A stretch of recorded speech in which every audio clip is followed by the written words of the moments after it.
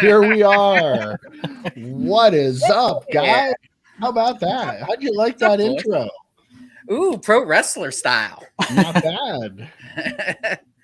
What is up, Jenny's here? Hey, Howdy. one of our favorite Twitter people. There we go. I think I responded to that. How about that? Look at that. Wow, what is up, boys? Too much. I have a beer already in hand. Good to go.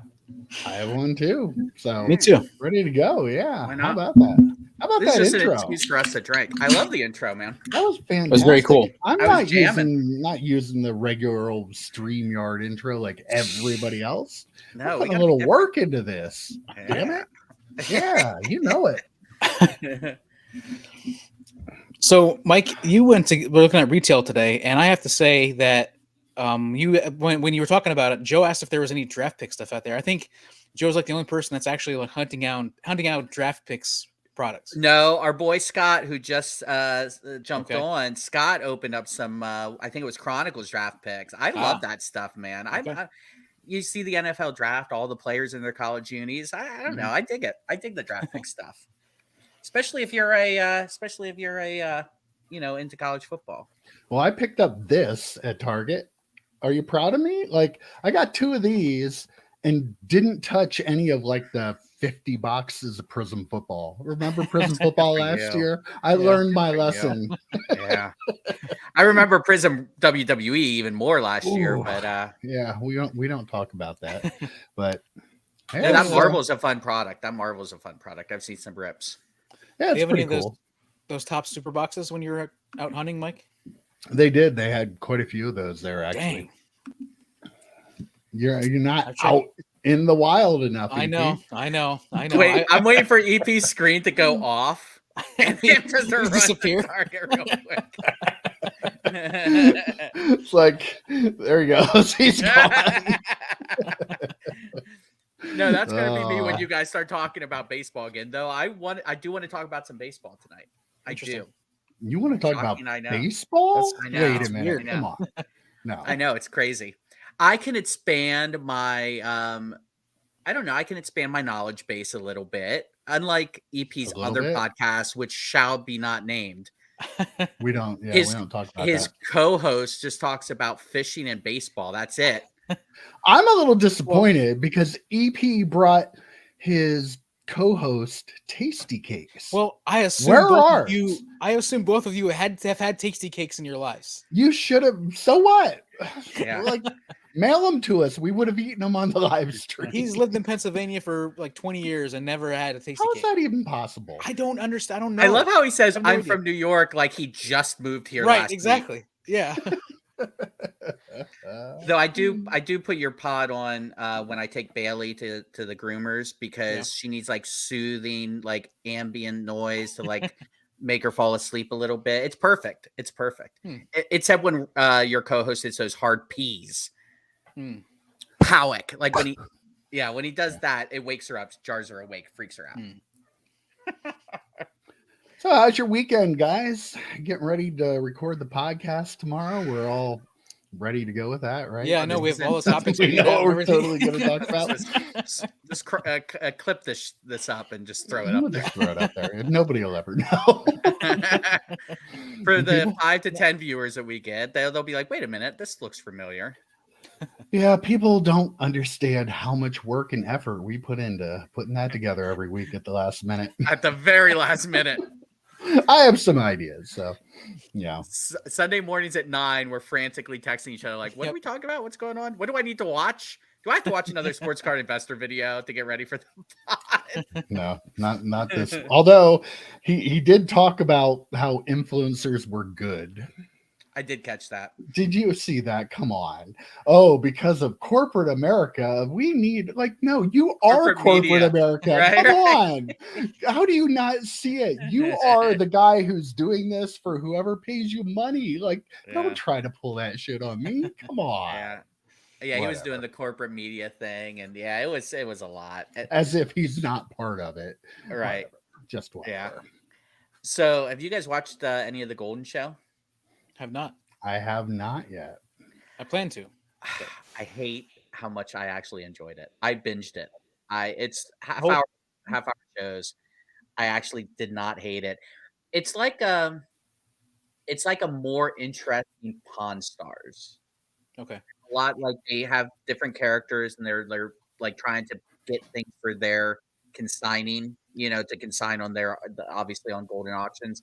But it's like people going out and visiting people's homes and like it's almost like a mix of Pawn Stars and American Pickers, weirdly. Is there any of the comic book men vibes, like any of that sort of, like I really like that? I enjoyed that show because the banter between the guys and everything. And like, is there any of that going on?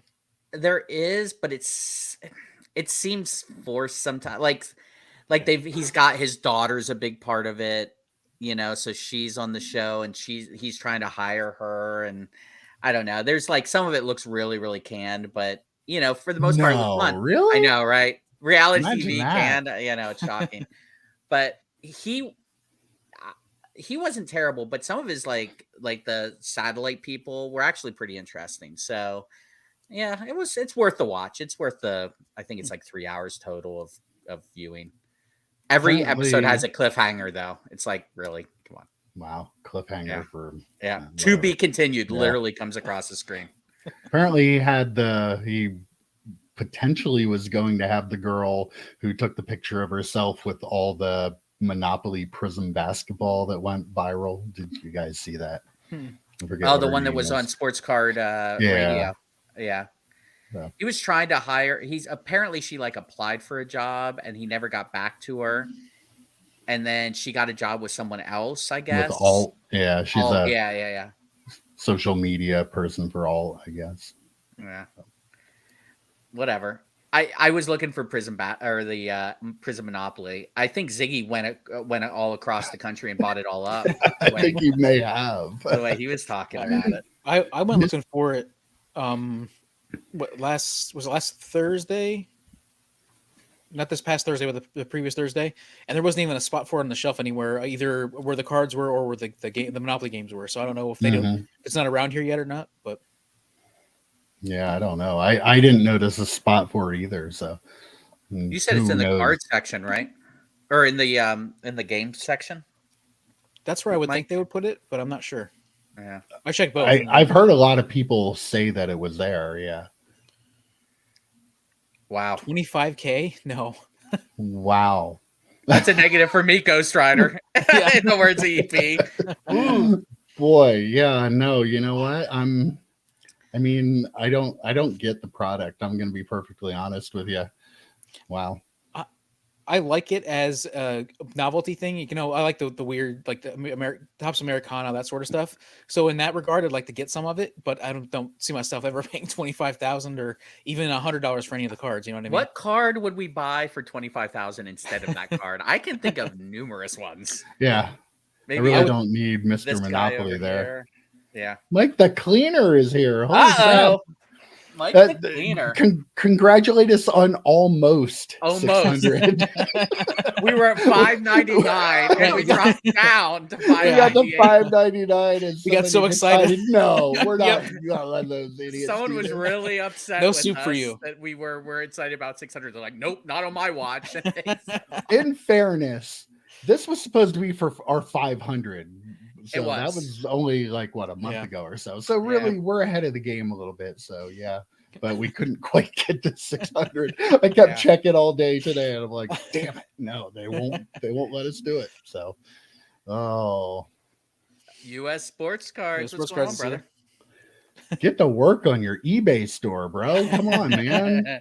He's doing here. He's doing plenty of work, man. You ever check his sold items? Like he's doing work every day. I know he's selling as many cards on eBay as I do on my stack sale. The mattress stack sale that we're calling it. How did it go? Went pretty well.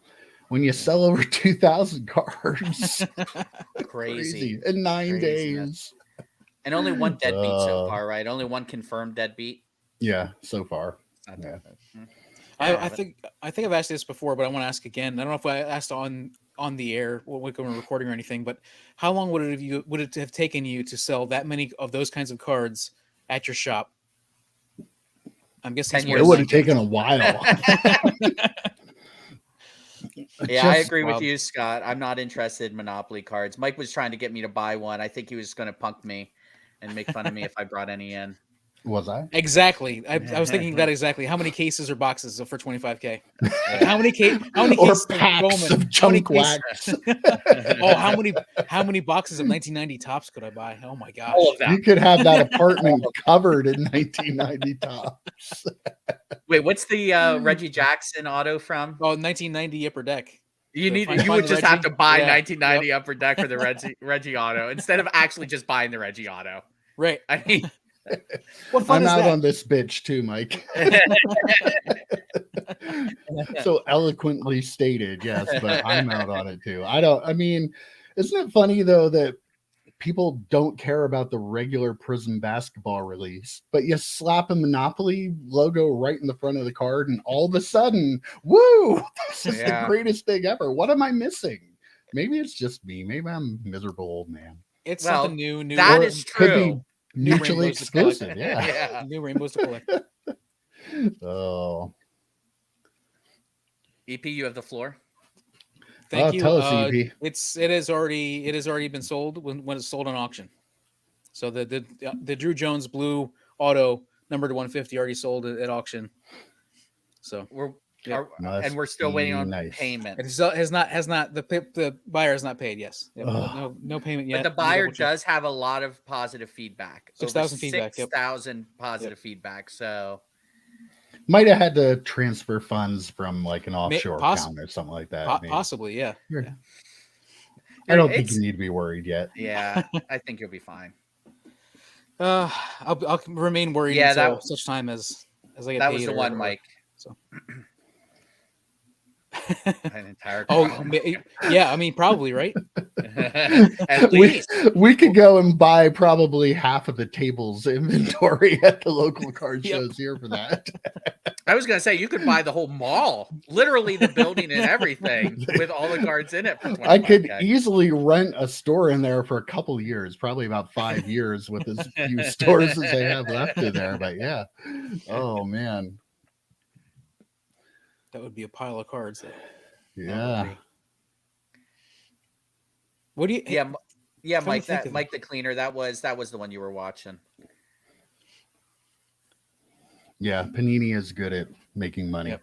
That's all slap a Monopoly logo on it. I think the cards look really dumb with that on. Maybe it's. I'm not a huge Monopoly fan. So I'm a huge Monopoly fan. That's part of the reason why I would. How do you become a huge Monopoly fan? Let's hear that story. I used to play Monopoly too a lot. How often do you play Monopoly? I don't play it now, but when I was a kid, I did. Really? I'm just not playing. What, like, if you had to guess how long it's been since you've actually played a game of Monopoly, how long, rough ballpark, do you think would be? Oh, less than a year, probably 6 months, because I played it with my sister's family. Didn't you just say Easter. You haven't played it? I'm not, but you were saying about playing like regularly. I wouldn't say that I play it like every weekend or anything like that. All right, boys, I got an idea.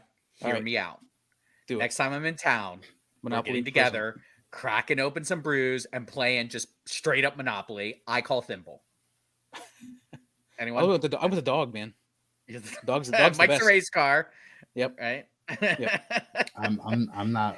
Who has Monopoly. 8 hours to kill to play a game? Anyone? I'm not playing Monopoly. Unless we find some Prism Monopoly, maybe we can invite Ziggy over and play some of that. We should dig out the red zone now. You want to talk about a good card game? I'm down. I found my Steelers starting lineup deck of Red Zone. It was all Steelers and Bert Emanuel. I got beat a lot. But now, you have the Bert Emanuel in there, so it doesn't matter. I did see Ziggy brought up like a comment to me. He kind of feels like Panini is doing this to try to find a workaround to be able to create some kind of a card product after they lose the license. I'm not so sure about that, but I think it's an interesting discussion. Because it's a game, could they then use the uniforms, or they would have to Photoshop, or what? Like you know how like they gave out gaming licenses, like it was different than the card license. Although I have a feeling they don't have a license for that. They're just making them as cards because they're the same shape and everything. same size as a regular card. So I don't think they would. I don't think the NBA would do that to Fanatics. First of all, because they paid them a ton of money for the license. So I don't think they're going to go, whoa, yeah, you guys can make a gaming thing. So I don't think personally that there's any chance they'll do that. But or maybe, I mean, it's interesting to think about. They could be thinking, well, maybe it'll be the Photoshop, the non-licensed products, but people like Monopoly. Apparently, EP plays it once a week. I don't know, but maybe try and go off of that, love of the game. I really don't know. Or maybe they think, how many SKUs can we put Prism cards in so we can print as much money as we can while we still have the license? Yeah, right. That's probably more. Are we really, Mike, excited about Mr. Monopoly rookie cards? Come on, man. Well, come on. Jenny was saying that one went for like $25,000. Yeah. I know on eBay. That's just absolutely crazy. I bet. Yeah. No. No. That is actually true. That is true. Not the only game. Fantasy football does too. Fantasy football, really. You get it really into fantasy football. That's we might be speaking from a little bit of experience on that. I think what we do though can't be considered a game. The way we treat fantasy football is not a game. It's not that anymore. Yeah, it's really not. It's beyond. Yeah. It's well beyond that. Yeah. You guys watch the draft at all? Follow anything going on with the draft? 2 Pitt players went in the first round before any Penn State players, so I was happy about that. I was at my niece's soccer game, and the one guy was saying that he said 6 Penn State players have been picked, and that's like how many wins they had this year. Like how have this Penn State players been picked, but they were such a terrible team? It doesn't make a ton of sense. Well, I think what rounds were they picked in? Haven't the Eagles picked like 15 Georgia players? Like, come on, they're going crazy with Georgia. Yeah, trading for Georgia players. Yep. Tampa, 4 defensive players over the last 2 years or something like that? Oh, crazy. Tampa picked 2 Pitt defenders, and the Jets picked 2 Pitt offensive players. So I was excited about that. Games in general turn us into enemies. Yeah, anything competitive. If you watched these 2 idiots with the price guy game last week, listen, that was your fault. Let's clear this up. That was your fault, yes, Mike. That you was said not my fault. We're putting a score up on the board, and we're like, okay, there's a score involved. Let's do this. Mike goes, let me change the background so I can put up a scoreboard. And EP and I are like, it's on. And I wasn't going to do that. But right out of the gate, the first 2 EP's like, I'm going to go $1 over or under. I'm like, all right, it's on, EP. And I had the opportunity going last. I had to do it. Well, just in case you guys get bored, I have tough stuff still here. We need to get dry erase boards and markers so we can hold them up.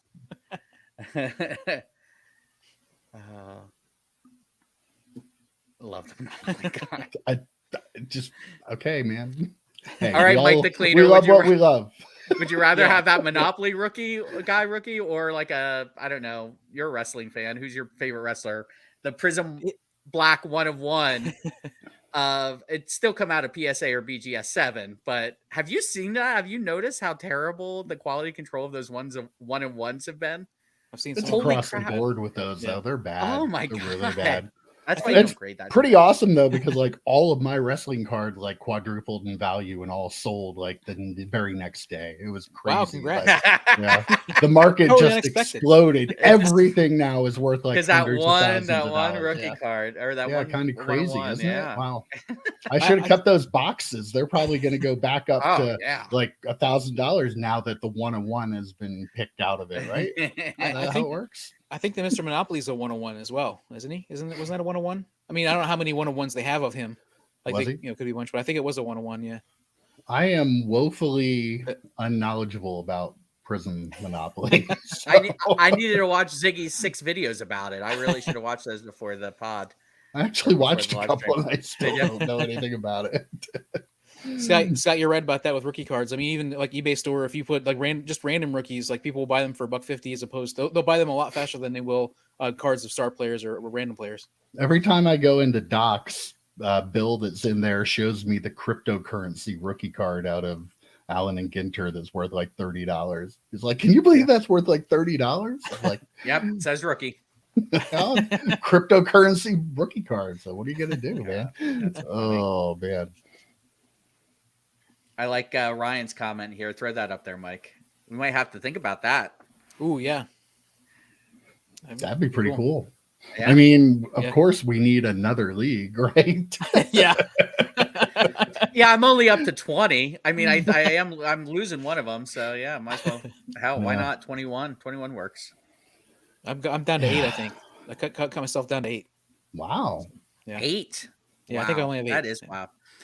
Do you remember back in the day when we first started playing fantasy football and we were in Scott, do not encourage these guys. Thank you, Do Scott. not Thank you, encourage Scott. them. Thank you. I really appreciate We had so that much fun. comment. We Mike did have not, a blast. but we had a blast. If you look at my face every time, I'm just like, half of our fun was agitating Mike. I think half of the fun was just to get in. I like came close to stopping the recording right in the middle. What's hysterical is the way Mike talks about it. We did it on every turn. It was 4 times. It was 4 times. 4 times out of 10.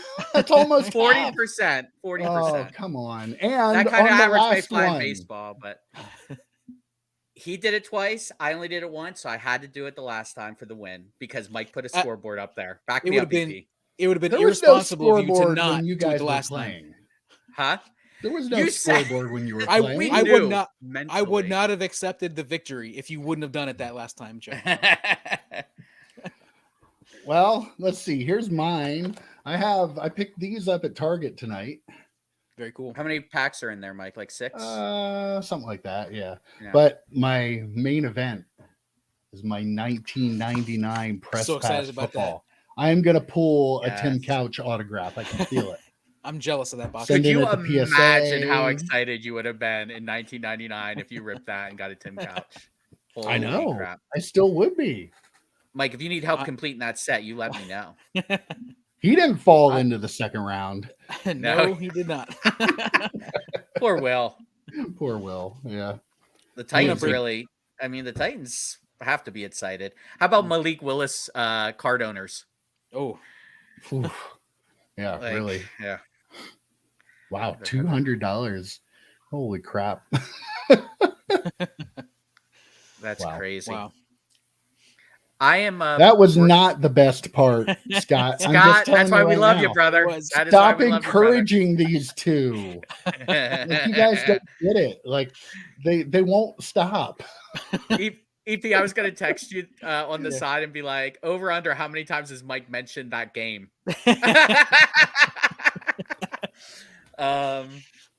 Did you still have the tough stuff there from last week, or did you bring it here specifically to make sure you had it to show it up so we could talk about it? I don't know. Who knows? Might have been one, might have been the other. I don't know. Mike, I'm gonna check Mike this the out. Cleaner. I'm gonna rip a box of Rick and Morty season 2. By the way, that's cool. Nice. What is that? Those like cards of like stadiums. Cool. Yeah. Very cool. I'm gonna cut them up and sell them.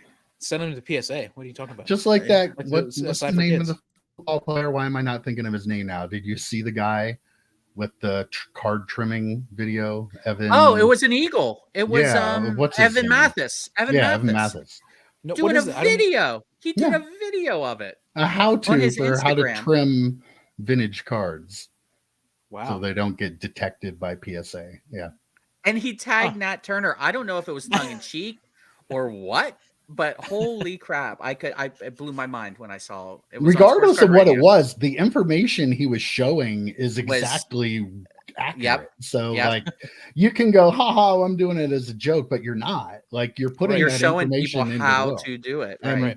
And like he was almost joking about how many cards he sent to PSA that they've never caught. BGS, I think too. So wow, it's crazy. And the one brother from Sports Card Radio was like, every vintage card, unless it's from your personal collection you've had forever, is trimmed. Just assume at this point it's trimmed because no one can catch it. Yeah. Those are the boxes, Jenny. Those are the boxes I'm opening tonight. I'm opening 2022 Topps Heritage, some retail. I got 2 megas, 1 hanger, and 1 fat pack. Nice. Very cool. You couldn't have been any more off than these two. It was crazy. It was crazy. I blame Tough Stuff. They were never a good pricing magazine. If you had Beckett, I mean, we would have been way closer. The advantage was that Tough Stuff had all 4 sports in it. They but did have they all were, four, yeah. They weren't always accurate. Do they have is there non-sports in there, Mike? Is there like crazy non-sports like Marvel? Yeah, I wonder if 90. Don't think so.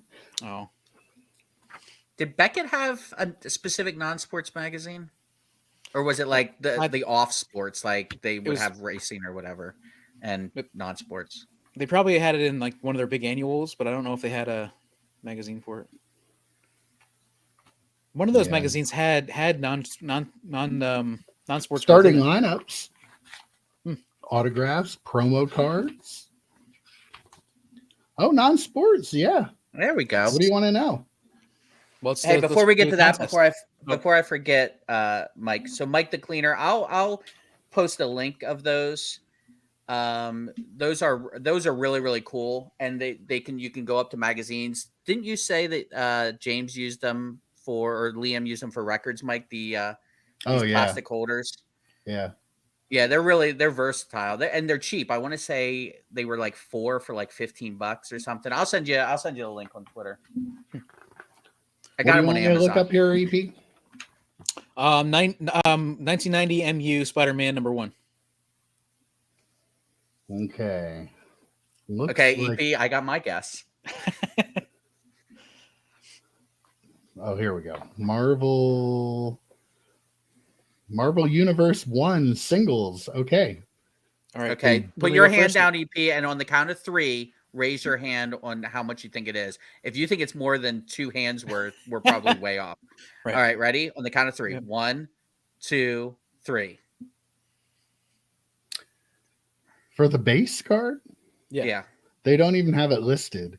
The highest is the Cosmic Spider-Man, which is $1.50.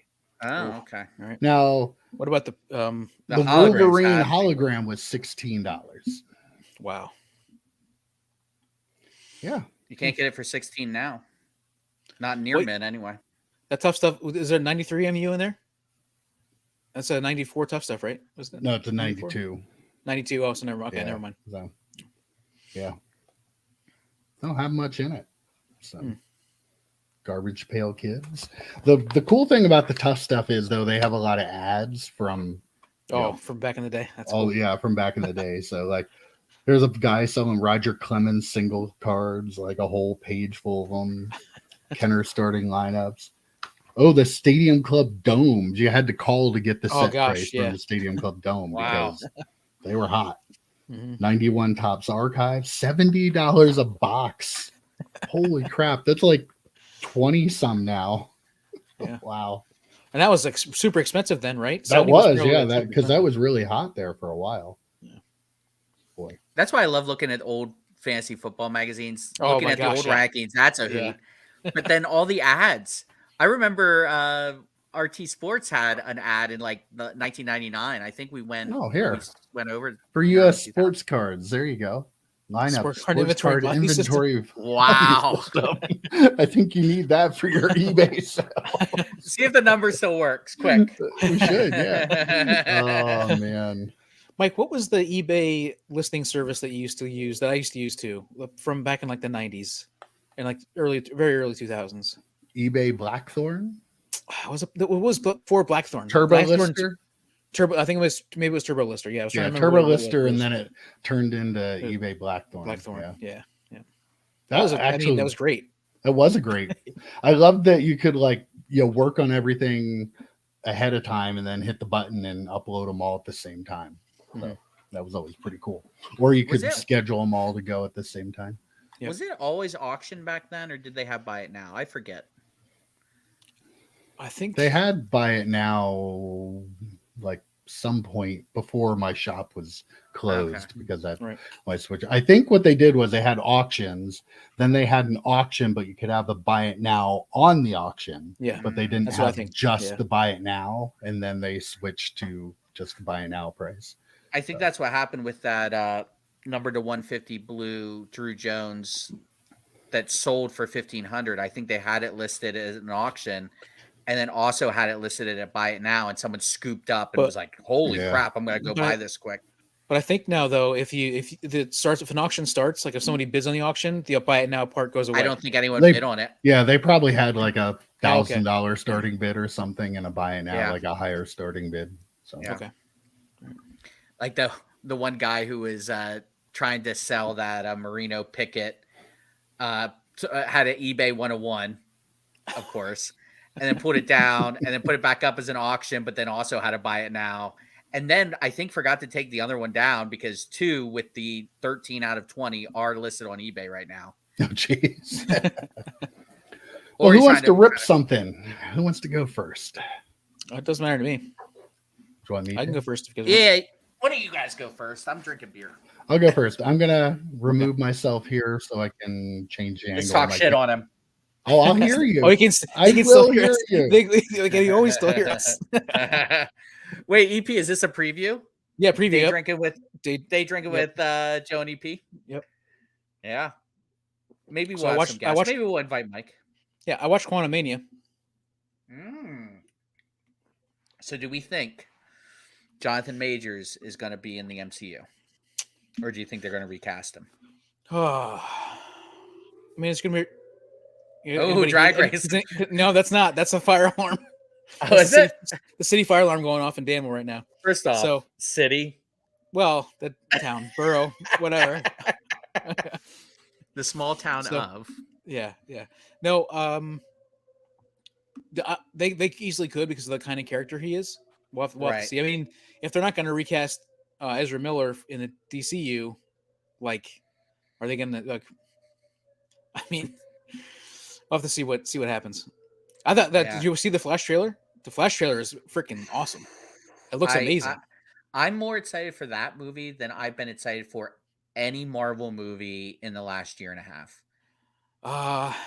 Like Guardians, I'm excited for, but we're taking that out because James Gunn is James Gunn. I mean, so that doesn't count. That's more of a DC movie in my mind now. It's a James Gunn movie. It's not a Marvel movie. No, I got to keep it Marvel, but yeah, I'm excited about that. And No Way Home was fantastic. It lived up to my expectations as well. But how long ago was No Way Home? I'm saying the last year and a half. But that was just last year, wasn't it? No Way Home. I thought it was 2019. I'm not sure. I could be wrong. Wait, let's see. I mean, the pandy kind of messed up all time of all reality. Like it was 2021, so that's at least a year and 4 months ago. 23, because it was the summer. It would have been almost 2 years at this point. I think I'm more excited for the Nick Fury show, Secret Invasion. I'm more excited for that than I've been for any movie that they've had. Yeah, I mean Loki was a movie. Loki was great. I think Loki's probably the strongest of their shows so far. I think so far. WandaVision was interesting. It was different. It was great. It was great. Like it was a whole different vibe, which I dug. But like Loki was great. Falcon Winter Soldier was like a movie split up into like 6 episodes. Basically, like it was like the same kind of thing. I wasn't blown away by it, but it was decent. Right. I mean, we had Baron Zemo, so right. Jenny, we don't have the ability to double click on comments and put them up. Mike locked us out of that, but don't get excited for Cocaine Bear. It is the most messed up humor. I'll tell you what, I love the director of it. Elizabeth Banks. It's Elizabeth Banks, right? Is it? I'm not sure. Yeah. And I love her as an actress. Is it Elizabeth Banks? I'm pretty sure it is. Yeah. I love her as an actress.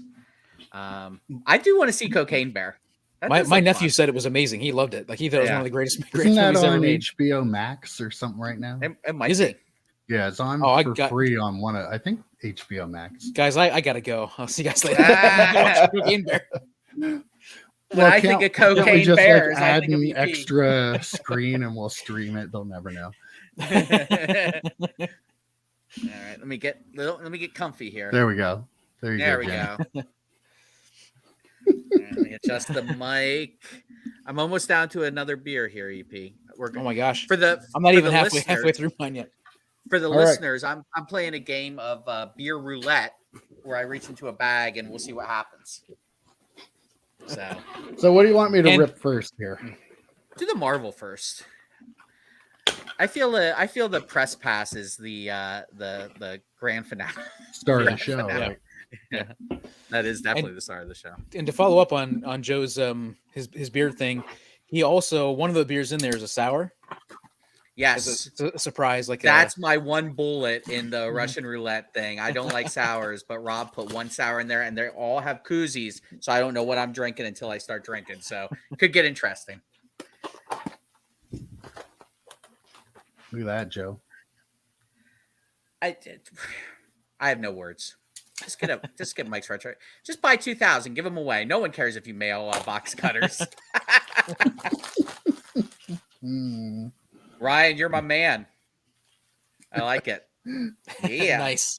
Yeah. There we go. All right. I am not a very good breaker because my hands are off camera, but this is an odd camera angle that I You have dip? from here. You dipping? I'm You dipping. dipping? I am. I hope the sour comes soon. Thanks, Scott. I know. Who knows? All right. What's up, Mackie Mintel? There we go. There we go. That's a little better. Till my camera falls off, but that'll work. That'll be good content for everyone involved. Yeah. Yeah. Will be, absolutely. Okay. Here we go. Yeah. Mackie had a good comment on one of our videos. I think it was on one of my Marvel rips about show the losses. Don't worry, we definitely show the losses. We have plenty. Yeah. We have plenty of losses to show. Ooh, look at Those that. are cool. I have no idea who that is. But no. Captain America. I know Captain America. I've heard of him. I've heard Heard of of him. him?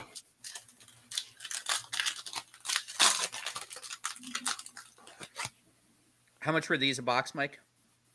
I think they're like 20, 25, something like that. Not bad. Scarlet Spider, very cool. Ooh, look at that. What is that? Oh, that's pretty neat. What is that? Very cool. That's the one number one. Number one spot. Hmm. Got our foil. Looks like maybe the foils are one per pack. Yeah, looks like it. Pretty cool. Jenny, I'm only wondering if Mike the Breaker has ripped off sleeve shirt and half shirt to show the stomach. Please don't, Mike. I can only pray that you don't. I will probably not be doing that tonight. Yeah. Oh, Oh that's wow! cool. What is it? Is that numbered anywhere? That's like a speckle. That's very cool. Yeah. Does not appear to be numbered. Huh. Pretty cool though. Yeah. Yeah. Art's pretty cool. looking stuff. It is cool Ooh, art. the Yeah, Wolverine that's a is pretty cool cool. Very Wolverine. cool Wolverine. Yeah. We can take this comment off here. Yeah, please. I'm trying to drink here.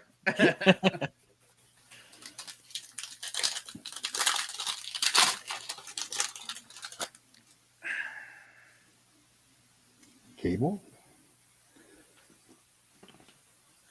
So they're not rare, but they're cool. They are cool.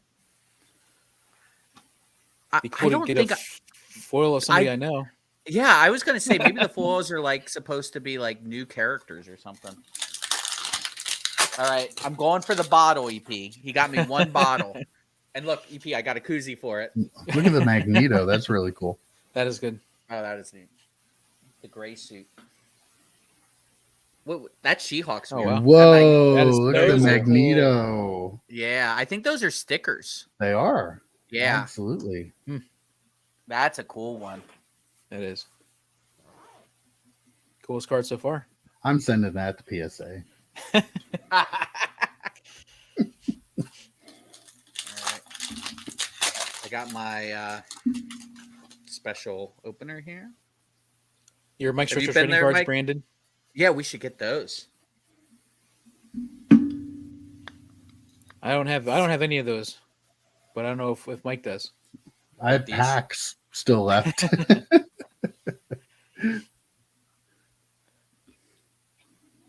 Look at that, Joe. Oh, claim, take, Take. add it to my stack. I don't know, man. Oh, there's Professor that's a X. cool Professor X one. That's really cool. Though he can walk, so I don't know how I feel about that. Loki. Oh wow, Mike the Interesting, Cleaner. Stickers are one per hobby box.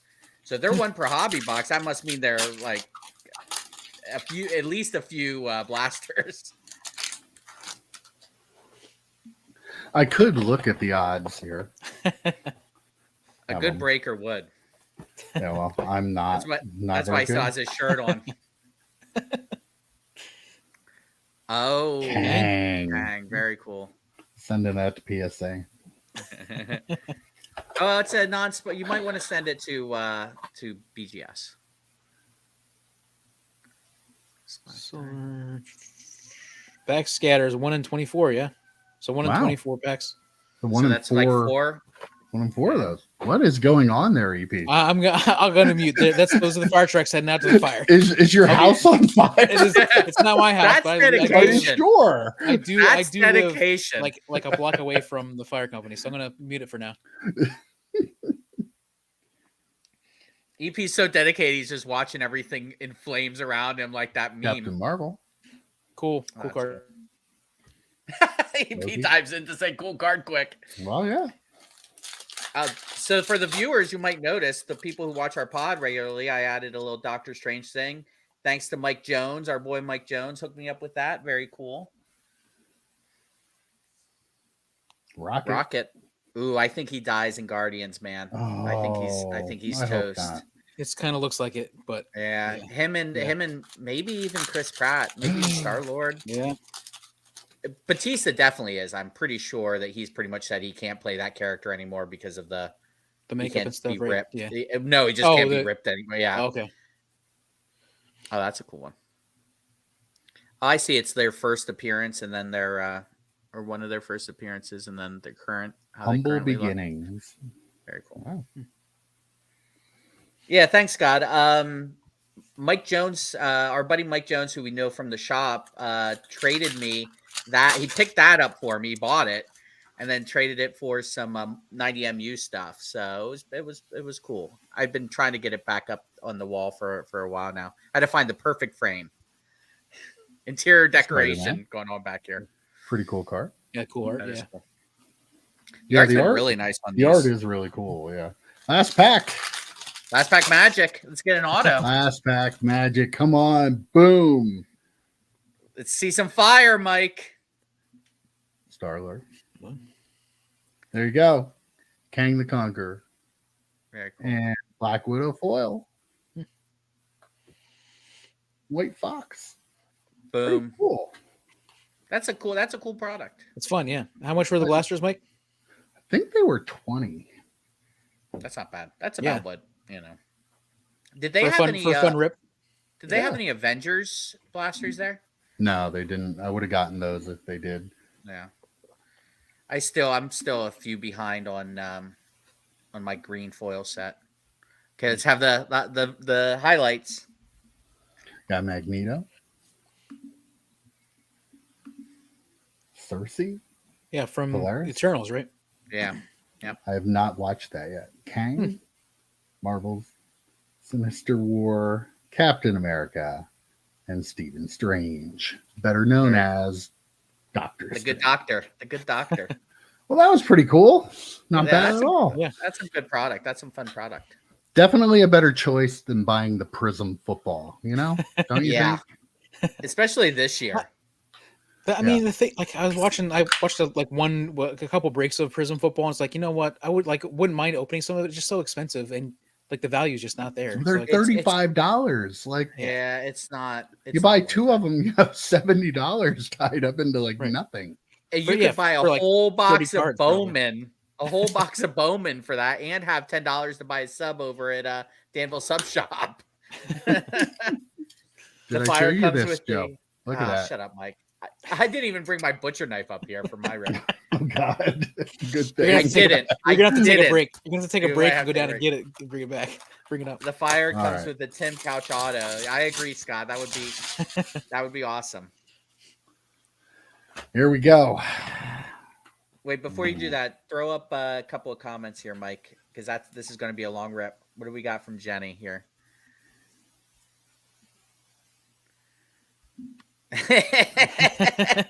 That's some sass. I love it. I love the sass. I don't think you're funny. I was busy ripping cards. I couldn't dip. Come on, man. Dip. Joe, don't stop being so nice. I think it's Rocket's coming, great. Mike. Rocket is great. I Yeah. love Rocket, but I think it's coming. I might cry. Yeah. The fire is coming. I guarantee the Tim Couch fire is coming. Yeah. I need a second camera so you can see my reaction when I pull it. Danville does not burn down on Saturday nights, Jenny. I used to live there. It does not burn down on Saturday nights. Hey, we tried a couple times. If we won the state championship in football or something like that, we still wouldn't burn. The city still wouldn't burn down. The town. That's the closest. That you would need that to even have a chance. I don't know. I do know that Joe and I ended up in the basement of some guy's house listening to death metal music and playing beer pong. Yeah. That was the weirdest night of my life. And I've been through some shit.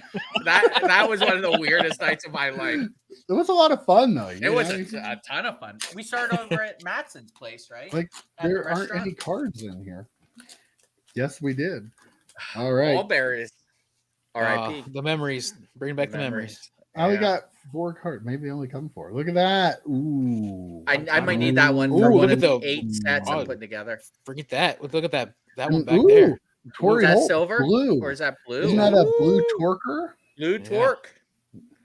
They're Torkers. Torkers, whatever. Yeah. You know what's crazy? The blue and the gold. Is it blue and gold in the 2000 set? The Brady's sell for the same. They sell for the same as the regular. Like it's not doesn't make a difference. No one cares. I got a little more for the gold than the Did you? Yeah. Dre Bly. I don't know. I think there's an autograph in every box for it's a retail box. So. Ty Streets. Gosh. Wow. Here you go. Double check here to make sure. 1 autograph per box on average. So take Jenny's comment down, Mike. No offense, Jenny. Wow, Joe, not liking the comments. Yeah. I'm a proud Danvillian. Rucker. Oof. John Tate. Amos Zaraway. That's a pack famous right there. Amos Zaraway. Michael Bishop, man. Man, 1 year away from being Tom Brady there. Could you imagine if Michael Bishop was the Tom Brady in New England? Woo, we'd all be driving Lambos. I don't know. I think I probably had more Tom Brady than I had Michael Bishop, actually. Oh, really? Oh, Kevin Falk. Well, good for you, sir. Oh, there we go. There we go. Yep. Oh, my God. And the Tim Couch. Is that the checklist or the regular, Mike? Ooh, it is the checklist. Yeah. It's sad that I know that there's a difference, by the way. It's a great card. Look at that. That is a cool card. It's a really cool card. Donovan McNabb rookie card. Look at that. That's gradable, man. That's fire. I think so, man. Kevin Falk. And I didn't even get to the Sean King Torker. I remember when Sean King was going to be a thing for the Bucks. He was for a hot minute there, wasn't he? He was. Like, this draft, people make fun of us. This draft was so good. Such a killer draft. Yeah. Ooh. Jermaine, it's up for him. Boom. Right there. Boom. Fire. PSA. Mike, are you literally shaking? maybe when we Dwayne Bates? Maybe when we switch cameras, Mike, you can pull up your Twitter page and show that video the guy made us for us as he was ripping cards. That was a fun one. We had a fan video. I mean, how cool was that? Chris McAllister. Cade McNown. Wow. Look at that. Not cool. I have PTSD from that card. I have graded Cade McNown cards. Oh my God. Oh, color match. Oh, color match. Wow. Sleeve it up now, man. Sleeve it up now and put it in the top. One touch. shit. Wow. Too good. Ford blasted because of the guy in front of my wife at the self checkout at Walmart. Oh, Nice. Now that's how you want to buy them. Yep. Oh, there we go. There's Champ. Champ, probably the best card in the set, right? Yep. The Probably Champ or Edrin or yeah, two Hall of Famers. Ricky. Is that it? Anthony Poindexter. There we go. Poindexter. Scott Covington. I have Wow. so Wow. much Scott Covington. Jared DeVries.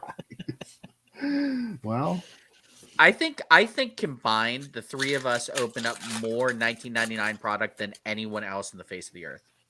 we may You know have. what? We might have. Oh, yeah. there we go. David David So much Boston. 99. Wow. Every year he was going to be. This is his year. This Mike is his Cloud, year, Mike yeah. Cloud. This is his year. Michael Cloud. Cloud. Like Cloud. That couch card should be graded for sure. Point. I agree, Scott. Peerless Price. Not He bad. was always the guy who. Yeah. Oh yeah, that's a sneaky. That's a sneaky good Andy Schmidt pick. Where, or was it Lee Evans? I always forget. Was it Peerless Price or I think Lee it might have Evans? been both. It might Might have have been both. Yeah. Underperforming Buffalo wide receivers. Evan Rekibon. Scott Covington. Chris McAllister. Not this win. That win. That win. This was the shop, guys. You had to Those be of you there. watching, this was You the shop. You had Not to be this there. win. That. Nobody pulled a dat win without singing. Yep. Not Yep. this win. That win. All right. Feel something hot coming here. Whew. Ooh, fire. No Ricky Williams yet, right? No Edger James yet. Ooh, David Let's see Boston. David Oh, Boston. oh, do we have an auto? Oh, Oh no, it's that's an that's insert. one of the. Oh, it's a good one, though. Oh, wow. Look at that. I got the gold too. But, is that the gold? Is it 1999 numbered? Mike is freaking out right now. They're all gold. Oh, okay. Again, in 1999, we would have been loving that card. Yeah, we're freaking out. Absolutely. What was your favorite product to open in What is with this 1990? pack? Oh, I God. didn't Oh, do that's a that. hot I would have pack. liked Tampered with hot pack Uh-oh. A hot pack or tampered with? What was My your favorite favorite product to open in 99? from 99. Oh, Topps Chrome. I mean, wasn't- I yeah, opened so much My of first that. Culpepper rookie. nice. I didn't open. I don't think I opened very little Topps Chrome. Troy Holt. Although I did end up with a. I think I got a Champ Bailey rookie out of Topps Chrome, but nobody else out of Topps Chrome. I got a Ricky Williams, since we're talking about Topps Chrome, I got a Ricky Mm-hmm. Williams refractor that Mike, as my PSA submitter, sent to PSA. Got a PSA 10. Still have it. Nice. Still have it in the original team bag Card. that I put it in to protect it. Katzenmoyer. Probably Finest. Maybe that's when my love of Finest kind of really took off. Probably Finest. I mean, I've always liked Finest, so probably I'm Finest. kind of surprised you didn't go metal. Metal was pretty. I pretty fun like that Metal, year. but for some reason I can't think of what 1999 Metal football looked like. It had the it sucked to put in boxes because it was embossed a little bit, the so the top, top was the always name. Yeah, thicker. I didn't like that one as much as I did the base 99 baseball. Like 97, 98, 99 baseball was way better I thought than 98 Yeah. Marvel Metal Universe was amazing. Yeah. Yeah. Yep. Achilles Smith. Wow. Nice. Dre Bly. Great boy.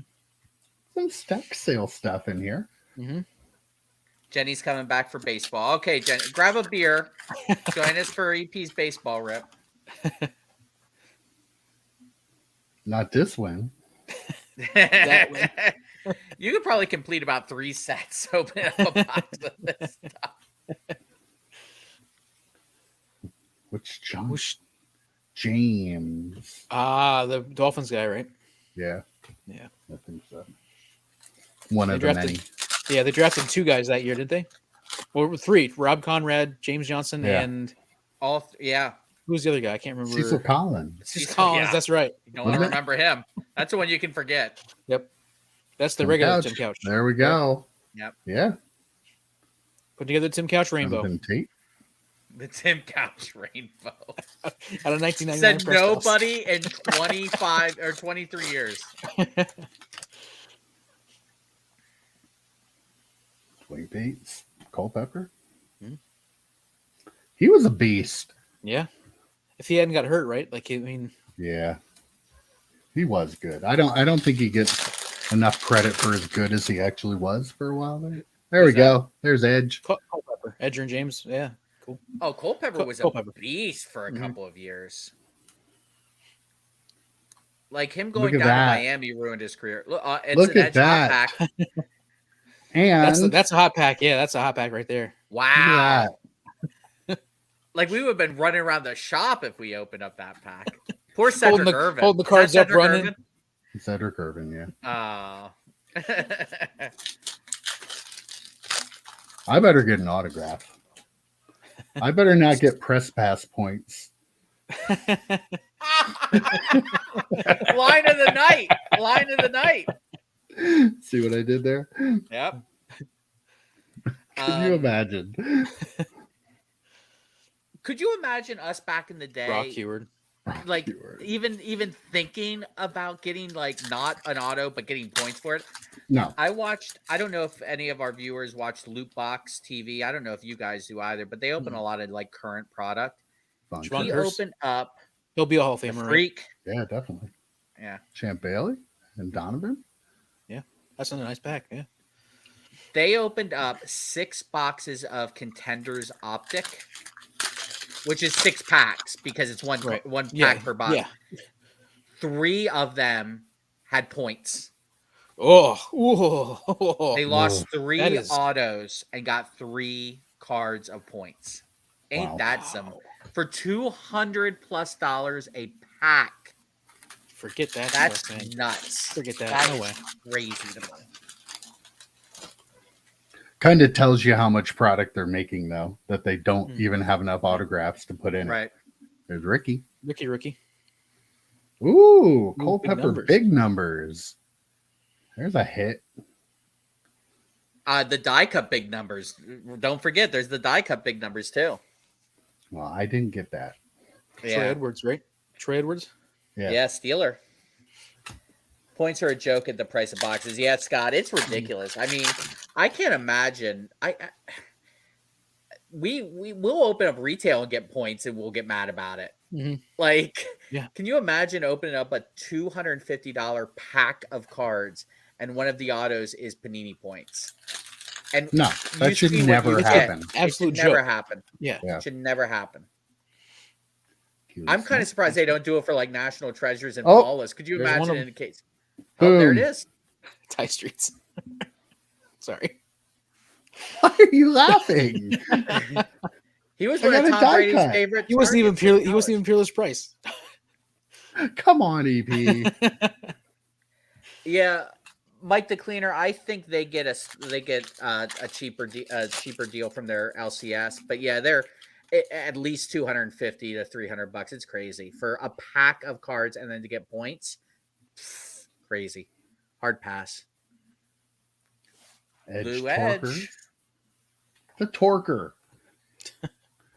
How many of these do you think you'll set aside for PSA, Mike? What are we thinking? Half the box? I'm thinking at least half. Yeah. I don't know. I might go aggressive. I might just send them all in.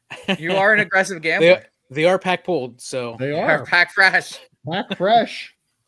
they got all be 10s. I'm getting a PSA order back, and three of the cards were pack pulled from 2002. But I just opened up the box like a couple of weeks ago, the soccer cards, and I should have put a little post-it note. These were recently pack pulled. Just give them 10s. Absolutely. Therefore, they should be 10s. They're gonna all get 4s after my last PSA order, but whatever. I'm getting very nervous about your autograph situation. It's getting down there. I am too. I opened a one box. row left. I opened a box that was 1 sketch card per box, and I got it on the second to last pack, so it was nerve-wracking. Rufus French. I do not remember. I have that no name. idea who that person is. Nope. Wow. Any Rufus French fans in the audience today? Cade McNown Torkers. Look at that. Color match, right? Yeah. God, I love Cade McNown. I was so wrong. Well, here we go. Last Weren't stack. we all so wrong in 1999 Yeah. about buying cards and about the players being so great? everything. Yeah.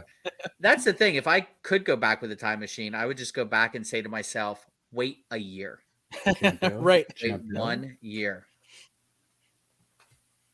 Okay, Scott's calling middle of this stack. Okay.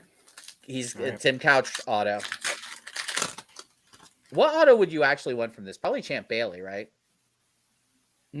Or Edgerrin, right? But Champ Bailey's probably the best Or one. Ricky. Ricky would be cool. I mean, McNabb's got a pretty Torrey good Holt. following too, We'll right? do Torrey that. Holt, Yeah. he's going to be Hall of Famer, yeah. Or Javon Curse, going to be Hall of Famer probably too. Name my dog Rufus French. Sure you did, Mike. I need to see your Need to whatchamacallit, see the your American license. Kennel Club papers. Yeah. Wait, is that it? Don't. Oh, okay. I thought for some reason it was the auto. I thought so too. Like the Okay. So according to Scott, it's in one of these two. All right. All right. Does that pack feel different, Mike? Yeah. Feels heavier. It feels Okay. hot. It's probably, Feels hot. I'm starting to think I'm not going to get an autograph. Well, not with that attitude. Do you remember where the autos were? Were they turned over anything in that product? I can't remember. I don't remember now. Yeah. Was Okay. it Sage that had like an auto per pack, or like Yeah. 6 autos per box, or something crazy? Oh, This oh might it's be in it. here. It's in here. Yep. There it Put it, is. put it away. Put it away. All right. Okay. Scott called it. Yep. Scott we called it. Now it's got to be a Tim Couch. Ah, now we know who's searching boxes. Look, Scott said, "Never trust my word. I'm full of crap." No, Scott, you called it. Okay. EP. Okay, let's take bets on the auto. All right. Who do you think it is? There's so many contenders. Rufus French. Damn it, you son of a bitch! I'm going to say Rufus French +1. I'm going to say Mike is seething right now. Seething. Oh, there's another Rufus French. There he is. There is. It's a Rufus French hot box. Yeah, Mike. Mike the Cleaner. I kind of remember that too. I always thought Press Pass had a lot more autos. This in is them, a but- retail box. Oh, okay. Yeah. All right. I'm gonna say it's gonna be Troy Edwards. That's my guess. Or John Tate. I hope it's Might Torrey be Holt, John but I Tate. have a feeling it's going to be like Cedric Irvin. My real guess is Cedric Irvin. I'll take that, Michigan State. Okay.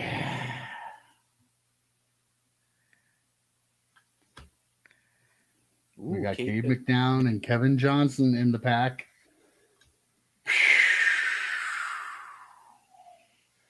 If it's Tim Couch, I'll lose my shit. We're all going to jump up and start running around the rooms we're in. Gonna be like chugging this beer like it's champagne or. Okay. Offensive tackle, Tate. It's Tate. That can't be good. I think it's Matt Stinchcomb Oh no! Oh my gosh, how'd you know that? because What I the heck? saw it. Oh, you son of a I thought you were bitch. like remembering back all those match Stinchcombs you pulled back in the day. No, wow. Oh no! There That's we not fun for go. anyone. Well, That he's looks in the PS Hall of Fame, That looks PSA ready though. right? Yeah. Is he really? Just put it. Just, No, no, No. he's not. just put it in a card saver right now. Oh no! There's a little bit of a tick on the bottom left corner. Yeah, but they'll overlook it for some cards. Like just a little tiny tick. No worries. Just go ahead, get that thing set up, sent to go. Just take Michael Jordan out. Whoa! Oh, it doesn't even put it in. No sleeve. No, no Oh gosh, sleeve. what are you doing? Ready to go. Oh my god! And get a small post-it, right? Pack fresh. You'll be set. Back fresh. Wow. Oh, Well, yeah. That was a Anticlimactic. disaster. It was fun. How much did you pay for that box? I think it was only like $50. Oh, so okay. that's Well, it was really not that $50 bad. worth of fun. It was. I I mean, got a lot of I- stack sale cards out of it, so probably I not see- $50 worth, but Seemed like some of the cards were sticking a little bit. Was it very bad, or what was how? no, not really. Yeah. Okay. They weren't.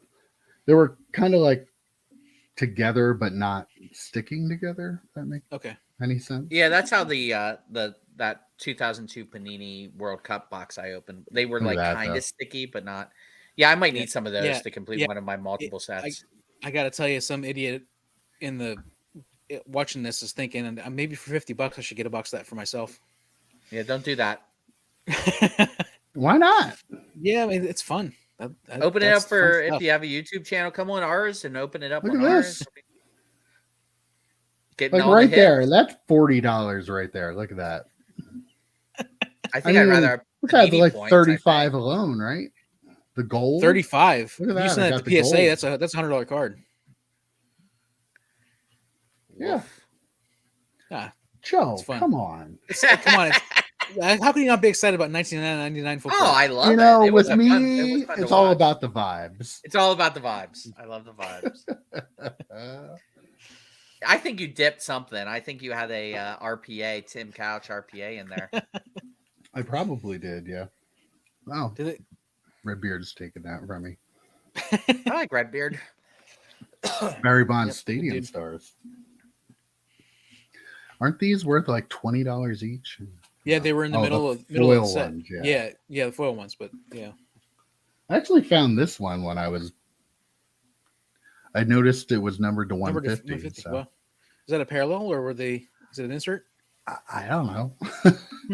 All right. I was about ready to throw it in my dollar pile, and I'm like, wait, that has 150 on it. That has to be worth more than $1. It's probably not worth a lot. But...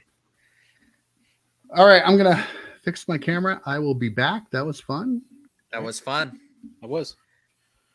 Even though I didn't get my Tim Couch. I know. I blame Scott. I blame Scott. fault. Scott. All Scott Scott's Scott said you were going to get it, and then all of a sudden, all right. He did get like a lot of the Tim Couch rainbow though. Like if you're gonna try to collect all the Tim Couch cards from the set other than the auto, he's probably pretty close, I think. So moving on past that. Yes. So my favorite set from '99, it's got to be Topps Chrome. I opened so much Topps Chrome that year. I almost have a complete set of rookies, and you only got 4 or 6 rookies in a box. Like I said, I only bought a couple packs, and I definitely have a Champ Bailey rookie. I might have got a Ricky Williams rookie, but I didn't get. I might have bought the Ricky Williams rookie. Come to think of it, but like that was just out of my pressure. I'm more of a like upper deck MVP or whatever. Was it MVP that year? Star rookie. Collector's choice. Like collector's choice, like that, yeah. like that kind of level of collector. That's who I am. Fleer Ultra, collector's choice. Give me those. Fleer Metal. That's what I mean. Or Metal. That's what's or Skybox Metal. That's what. In '98, what did you like better, Fleer Ultra Series 1 or Fleer Ultra Series 2? I think Series 1. Even though I'm not a big fan. Unis. Yeah. I like Randy Moss's college uni, and I like Peyton Manning's college uni. So and those are the two best one of rookies, my favorite Peyton Manning rookies. Him and he's actually running and throwing, which is not something he usually did. Yeah. Scott's hunting eBay for a Tim Couch auto for Mike. I had that Ricky Williams, so I sent it to PSA probably in 2000, and still have it. It's still in the original, flip or whatever. It's still in the original thing, and it still has the crud on it. Is it still close by? How close is it? What's the? I want to know what downstairs. I want to know what the cert number is on it. Like how? Like because it was like that was back, like you said, back in '99 or 2000. Right? I might have taken a picture of it. I'll look when you're ripping. But okay, yeah, it's an early one. I have a bunch of that. I didn't because I didn't sell back then. I just collected. Right. So if I got a Ricky Williams PSA 10, God only knows how much I could have gotten for it back in 2000. Right. If I was more of an eBay seller, I wasn't that much of one. Plus, it was just a cool card. I mean, a refractor. Was that the only rookie refractor you had? Do you have any other rookie? No, I had refractors? a couch. I have a couch. Wow. But it was so off centered. Even I didn't send that to PSA. It was really bad. I have someone else too. I have someone else kind of decent because I'm building the Topps Chrome set and I'm using the rookie refractors that I have if I don't have the base to complete it. So the couch, I don't have a base, but I have a refractor. So what have you tried to look and see what any boxes or anything will sell for? Would you open a box? No, because you don't get. I would rather just buy the rookies that I need because you only get, like I said, you only get 4 or 6. I forget what it is.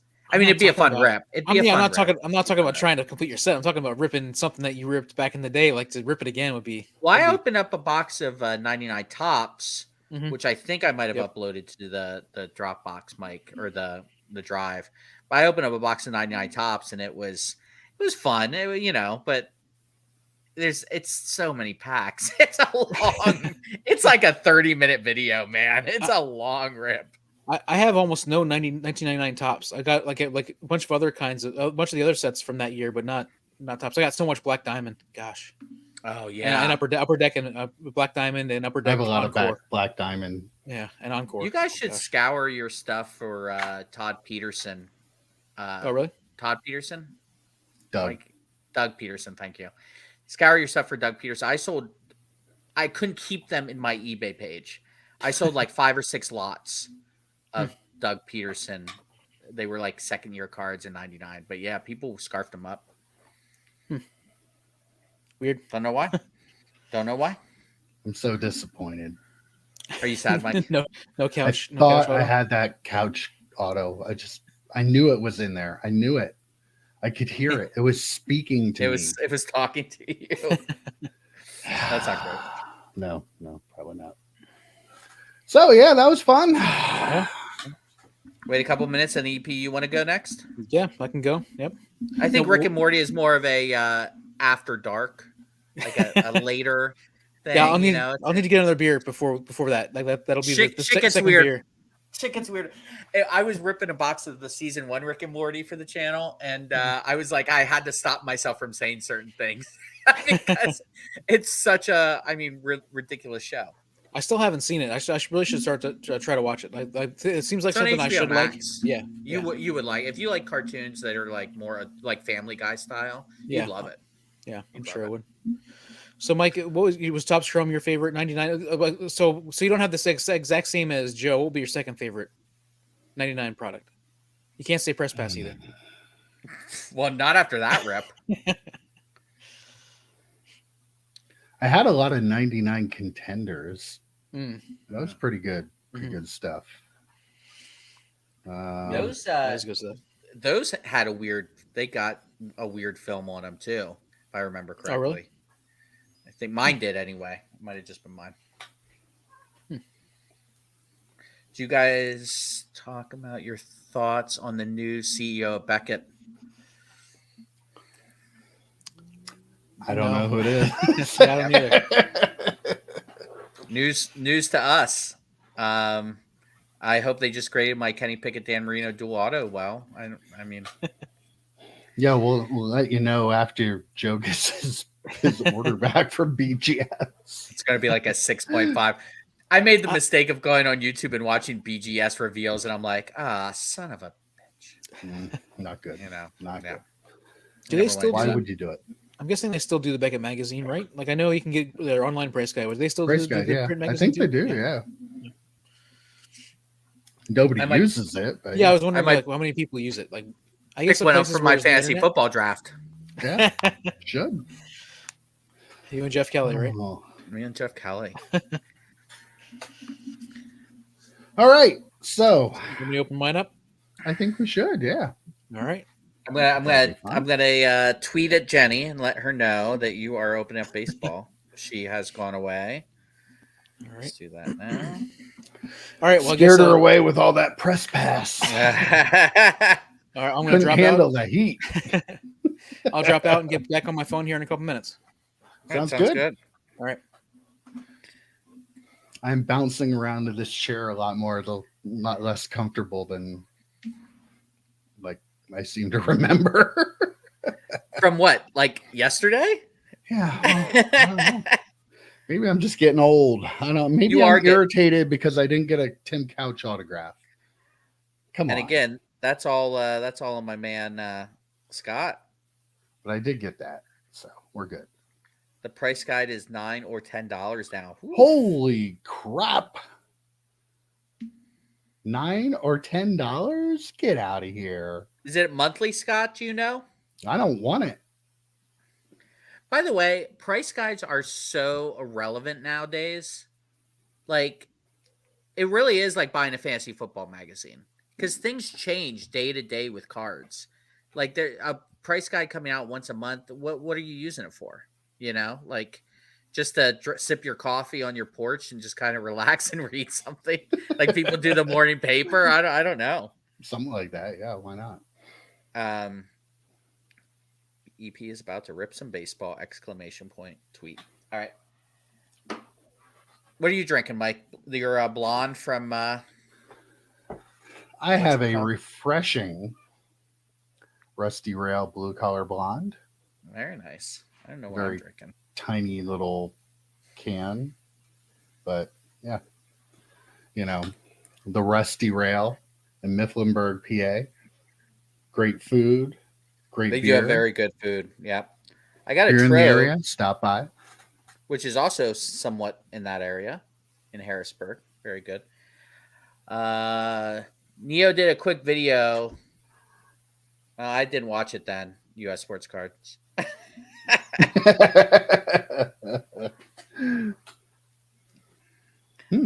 I'm an unsubscriber. I mean, I don't I don't know who the guy is, but like, where do you go with Beckett? Like, I don't like. You really have to dive into your niche market. Like, I don't think they can expand beyond that at this point because they really lost a lot of trust when they were going to change the logo, and then everyone pushed back on it. Then they were going to change the grading system. Everyone pushed back on it. It's like it is the most helter skelter. Like, okay, like it's like a politician who just looks at polls and just does what the poll says instead of having any conviction of their brand. I mean, if you want to change the logo, just change your logo. Just do it. Just do it. Go out, do what marketing people do. See what people say, like as an internal marketing thing. But once you decide to do it, just go through that brick wall and just be done with it. Or say, you know what, we're Beckett. Like, look at us. Look at our like. Why? I don't know. Like, I feel like they've been doing it for so long, yet like people act like they're a brand new grading, like they get no respect in the industry, and they really should. Like, I feel like they should, instead of trying to, change the grading scale or change the slab, like just own what you have. Yeah, own what you have and promote it and do a better job of getting people's cards back to them quickly. Offer subgrades for like. Don't offer no subgrade. Yeah. Just do subgrades. Like, do that. Make yourself different than. Like, you're not going to beat PSA right now. You're way too far behind. So instead of competing with them, be different than them. Be the number one subgrade, company out there. Like BGS are doing, or I'm sorry, PSA are doing all these different and SGC too are doing all these different specials. BGS should realize that Marvel collectors, it's the people who are hardcore collecting PMGs and things like that, cards that are hard to grade with PSA. Offer specials on that shit. Like, you have Marvel cards, we'll do them at a cheaper price. Mm-hmm. I don't know how you say, do you have a thick card? We'll, like maybe they can pick out some sets. Like you always know National Treasures is a thick card. You always know Flawless is like, come out with those specific things and say, we grade your thick cards accurately, and we don't knock them down for no reason 2 grades. Like, they need to own what they do well. And you're right about the whole, SGC went through this too. People acted like they were a new company. They were one of the first. SGC was out in 98, 99, and they act like, people act like they're this new up and coming company. No, they've been out for a while. I just don't understand it. Yeah, like, I don't like, just be different than. Don't try to do everything. Like, everybody's trying to copy PSA. Like, CSG did it, and SGC does to a point. Like, just be different, do something different, offer the subgrades, like, and make it competitive pricing, and go, you know what, for the same amount of money, we give you this. Your cards get a grade, instead of doing the stupid stuff they're doing. I put some of the blame on them. You know, like I sent one card and it took the full 20 days. It was a 10 to 20 day service, and it's going to end up taking the full 20 days to get that one card back. That's crazy. That's ridiculous. So that's on them. For me, though, a lot of it is on the consumer, because 9.5 used to be, you remember back in the day, man, we were more excited about a 9.5 than we were a PSA 10.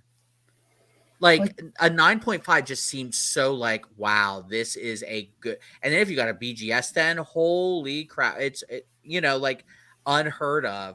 Now it's like people are just so obsessed with 10s because, oh, it says 10 on that piece of paper.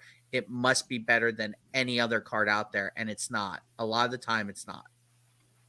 And it's gem mint. Like why does the number matter? I don't understand. Right. Oh, well. Subgrade, you just put it up there, but subgrades was the big reason to use Beckett. I actually don't mind the slab, Scott. It's been the same for, at this point, 25 years. I kind of like it. I like that they put the card in Mylar. I do like that better, because especially with either super thick cards or super thin cards, I don't think they look good in PSA slabs. Like the thin cards move around so much, and then the thick cards look like they're just like squeezed up against the case. I'm not a fan of that. Yeah, my non-sport order that I got, there were quite a few of the cards that move around a lot, like way more than they really should. Because non-sports are super thin cards, like there's 90 MU. Whoa, there he is. There he is. Wow. To be fair, a BGS 10 does still sell higher than a PSA 10. I mean, I'm glad it does, and it should, because it's a better card, ostensibly. A 10 is a higher number than 9.5, right? So I guess that's why people. I guess that's why people love it. People love those. They can read numbers, but not words. Right. So, all right, what do you got? What do you got, brother? I went pretty much every time I went to a big box store for a while. Back in like last year, I ended up picking up some heritage of some 2022 heritage of some type. I got 2 mega boxes, and I was like, well, I don't have one of these yet. So I picked up all of these. I'm going to open up all of them right now. We're going to start out with a fat pack. So there's a Wonder Rookie in here, potential. So we probably won't talk about it on the pod, but since Shohei's on there, I did listen to your secondary pod EP. Yeah. And I'm with you, man. If you have a card that's worth selling, sell it. Like, there's always going to be a dip, you know? Yep. Like, so if you have a Shohei card now and he's just absolutely crushing it, sell it now. And what do we say? They let you buy him back. Right. You know? There's always going to be dips, at end of season. Like, even if it's only a small dip compared to what it is right now. Oh, we got a card that's backwards. Ooh. Uh-oh. Auto? Nope. Must be a short print of some type. I'm not sure what the short print is. Is it numbered on the back by chance? Nope. Oh, it has right there. Oh, no, it doesn't have a lot of them. Image variation or something? It might be. It must be. We'll find out if we have another Ryan Zapera card. Let's hope usually, EP, you just stack all the cards and make the biggest pile ever, to the point where I'm like taking some sort of drugs to calm myself down from watching your rips. Oh God! Nice cutter you have there, EP. Yeah, it'd be nicer if it had a bulldog on the side. Right, my shirts are trading card somewhere on it. It was pretty nice. Yes, it would. I have to buy a bed. You do a bed, a mattress, and a lawnmower, right? No, I have a guy cutting my lawn now. Smart. You are getting old and fat, like we all are. Not going to be for long. I'm going to lose weight. It's going to be half of me here. You're going to be like, who is that? I couldn't be on the same podcast as you. I'd feel bad about myself every day. Oh shit. Obachete. Roberto Clemente. Roberto Clemente. There it is. You called it. Oh my God! Look at that PSA 10. It's not a PSA 10. It is. But if I wouldn't have got one, not with that attitude. Well, look at it. Oh, PSA Okay, 10. all right. That's Maybe a PSA 9.5. Oh, they don't That's do that. the ever elusive PSA 9.5. I feel like we saw these before. Yeah, the first couple. There's another card that's backwards. Randy Arozarena. Let's get excited. Don It's Nunez. got to be a photo variation, right? I don't know if they put the photo variations. That face was really close. I don't know if they put the photo variations. I don't know if they put the photo variations. That's a lot. That's a lot. I'm not sure if they put the photo variations in the retail stuff though, for some reason. Hey, US, just to respond to US's comment here real quick. I think the hook is free subgrades. I think that's the hook. Because people, if you're going through BGS, you're going through them because, for the most part, the subgrades. Ooh, Yeah, maybe I it's mean, a it has glossy to be the variation. subgrades. Yeah, Because I don't think doing a good job grading cards, unfortunately, people don't care. Like, they want a PSA 10. Like, right. you know, if you have a little bit of a ding on your corner and it comes back at 10, you're happy. So. Right. Because people buy the number. They don't buy the card. It shouldn't be that way, but shouldn't be that way. That's a word. I like grading in general. Like all the cards behind me for the most part, but the sketches are all graded cards. I've graded comic books. I like grading as a general thing, but it's got to be at some point, it's got to be legitimate. If you're just giving 10s for cards that are 7s, you know, or 6s for cards that are 9s or 8, you know, like there's just so many. Yeah, it's just not consistent enough. But hey, you know, Neo says that buy the card, not the grade is like BS. So, all right. So if he says so, it's got to be so. right. Well, you know what? I bet you there are high number SPs, possibly. We're still trying to figure this out. What's happening? I mean, I haven't opened any of this. I've just been acquiring it. So this is you are the baseball expert. Yeah. I am, but I don't. Like Harry G does high number SPs, but I don't know if that was 400. So I'm guessing it's probably high number SPs. The image swap variations, they don't put those in the retail. I don't think. Okay. So I'm going to talk about baseball now. You ready? Okay. Interesting. I should get another beer before I start. This should be good. Yeah. I watched the Leighton. I think it was just Leighton and SGC. I don't think Fanatics had any like partnership or anything in it. Because they got the cards, like they couldn't open them until noon, like everyone else couldn't open them. Oh, okay. So I think it was just they got them as any distributor does early, and then they could start ripping at noon. I want to see that over and over and over again. That it was such a good event that I hope they do it more times. I watch it at double speed, the actual rip. But after the first case, they took a pause and they had the cards that were graded. And they took a pause and showed some of the real-time grading. And Peter came on and explained almost every card's grade. That's great, actually. Fantastic. Awesome. And they had like a 30 or 40 minute just a reveal video of all the grades. Some of them you already saw if you watch the live stream. Some of them were new because it was the third case. And Peter went through almost every single one. Explained why an auto didn't get a 10 and why the auto wasn't graded. It was at least go and watch the reveal video. It's like 30, like I said, it's like 30, 35 minutes. Go and watch that. It's really, really good. Peter is awesome. We need to get him on he really panel. is. If Joe's recommending a baseball anything, it is probably darn good. Yeah, it's really good. If I'm willing to sit through baseball of players I've never heard of, yeah, it's definitely worth the watch. It looks like those are high number SPs is what we're looking at for those cards. I like Heritage. It's one of my favorite products that Topps puts out. Weren't you going to buy a case of this year's? It's possible.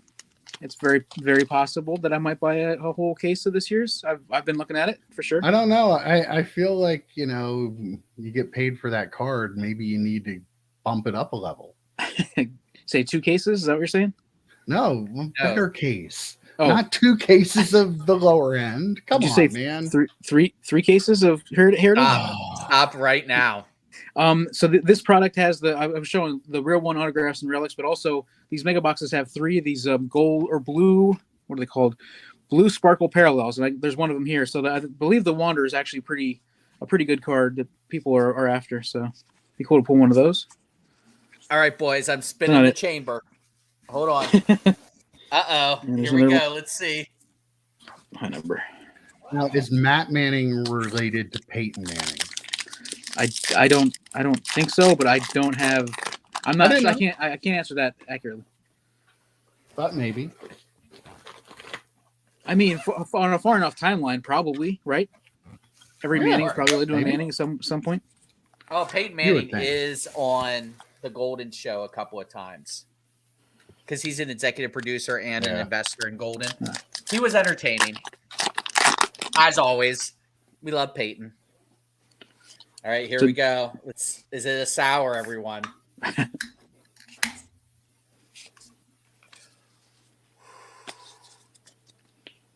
Okay. Is it? Yes, it is. It is. Look at the face. It is. That's the sour. We've done it. We've done it, everyone. Look at that face. Holy shit. That's the sourest beer ever.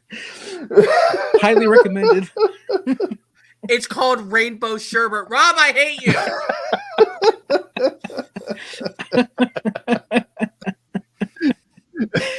I mean, I'm going to drink it. I'm going to drink it. Right. Not get crazy, but yeah. No soldiers left behind. Right? That was amazing. I can't feel the here. It hurts. The look on your face when you go. Listen, when you rewatch this, the look on your face it was so good. Oh wow! Thumbs up to our producer for catching that on. Yep, perfect. Screen. Yeah. Boy, it only took me 3. I'd be terrible at Russian roulette. Only took me 3. Wow. Jeez. Scott, not funny. Not funny, Scott. Rainbow Sherbet it is. That's for the win. Hope this one feels thick. There's something exciting. I'm gonna have to. This is how bad that was. Water. Oh my gosh. Wow. I went to Mod Pizza today. Nice. Without you, EP, I'm sorry, man. That's fine. Was it good? Was it everything you hoped it'd be? So good. Oh my God, so good. They didn't have any no-name cakes though, so. Oh man. Saved about 1,000 calories. Trey Turner. We have great. Trey Turner. Yeah, Trey Turner had a great World Baseball Classic. Very cool. I'll trade you for that. He's got press pass available. I do, yeah. That's a good question. I don't think some people know who Ken Golden really is. That's what I was going to say. Unfortunately, not enough people involved in the hobby now know about the Ken Golden from back then. And how often is Peyton Manning watching Sports Card Radio?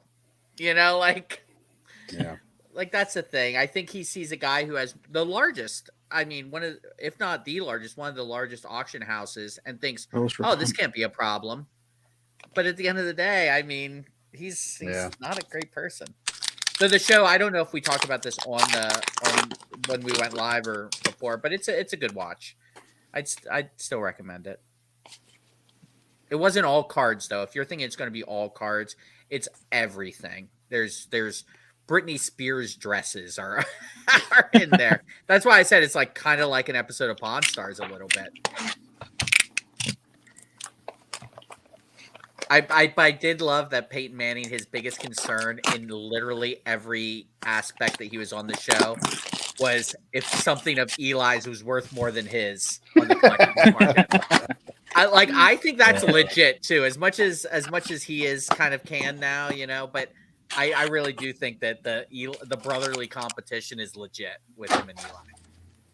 I have to say, I really like the Eli addition to the Andy Samberg and Snoop Dogg Corona commercials. I Have haven't you seen seen that those? one yet. Oh yeah, No. Yeah, I'm Eli not familiar with that is either. part of it. Yeah. He's fantastic, and Eli only Eli can be. He is so funny. He is like unintentionally funny. Like I don't. It's not like Peyton. Like he's not gonna do like a United Way commercial that makes me die on SNL. That's funny, but he's like the straight man funny. Was Chad Powers his idea, or was that somebody else's idea? But that was his Ooh, Bryce Harper. the thing That's on pretty his cool. show. Claim. Very That cool. Chad Powers thing though is fantastic. Oh yeah. And of course, I mean, he did go to Penn State. He did go to the Penn State walk-on, and I mean, Penn State's they're all pretty dumb, so they fell for it. The education not great at Penn State, guys. Sorry for any of our viewers who are Penn State alums randomly. I'm waiting for Jazz to comment. Yeah, we would know. Clearly, Pitt, Temple, and Bloom U are better schools. Oh, than way Penn better. State. Way Like, better. No We doubt. live here. Trust us. Trust us. We are all from that area. Trust us for sure. EP, have you hit any RPAs yet? No Clubhouse collection cards or autos yet. Any Jeff Wilson cards yet? No. Or is that this year? Whoa, Wonder. there's Just for another wonder. 10. That's a little. That is actually that's closer probably to a 10. That's actually closer to a 10. That might be 11. One of the issues is the A black on the BGS back. 11. The black words. They There have it is. 11s now, I we think. we figured it out. BGS. If people Go like to 10, 11. Go to 11. Simple. All right. 10.5. Vladdy Blue. That's cool. Vladdy Blue. This amplification company actually goes to 11. So, you know, Did you change shirts or were you wearing that the whole time? I've run it the whole He's time. right the whole time. I'm trying to get a Soldano endorsement deal. Brandon Marsh rookie. Because, like, all these guitar companies send out gear and stuff to all the YouTubers that do guitar stuff. Dude, start doing guitar stuff. I know. Like, even guys that only have, like, 10,000 subscribers and stuff like that. Like, not huge. Well, ones. we have less than that. We Slightly. do, yeah. We But have slightly I less than mean, if they sent me stuff, I could grow the channel. I mean, I feel like Michael Rubin owes me something with all the way you've been carrying his water. I know, right? Really? Wait, who's paid more? You by Michael Rubin or Ziggy by Panini? I mean, Oh, I need to know. getting I need paid to see the way receipt. more. By It's Panini, even. yeah. It's 50-50. It's Yeah, the same. no. Nah. I don't know if Fanatics ever came out with a Candyland product and Mike was shilling it. Oh, that would And be I'd great. be nervous. I'd be really nervous. Topps Chrome Candyland. Topps Chrome Candyland. I'm in. Wow. Could you imagine the pink parallels would be unbelievable. Unbelievable. So which other board game is due for a prison release besides Candyland and Monopoly? What do we got? Sorry when you open up their crap. You'll be saying sorry a lot. You'll be saying sorry a lot. Oh, jeez. EP, have you hit anything I think yet? this is the last blue. Fernando Tatis Jr. Remember we were going to buy a card together of him? Yeah. And EP Yeah. was like, Then EP Oh, just gosh. didn't Pack keep track pulled. of the market. Pack pulled. Whoa. For sure fact. Well, You just probably put it- did that when you opened it. Oh, put in a is that card true? saver and write pack pooled. They'll give it a 10. Yeah, it'd be fine.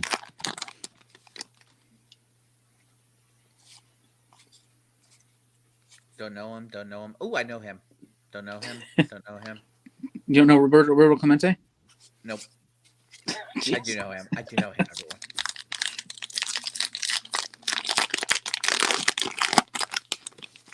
I love the sound, though. I'm not going to lie. Oh yeah, Mhm.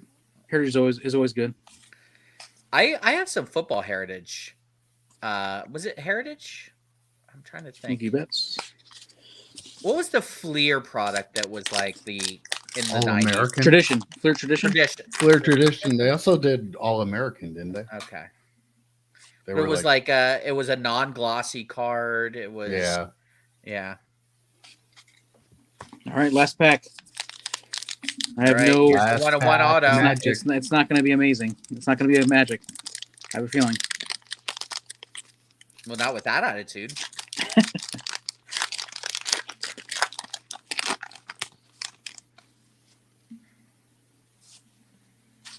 Don't know him. Oh, I've heard of him. Have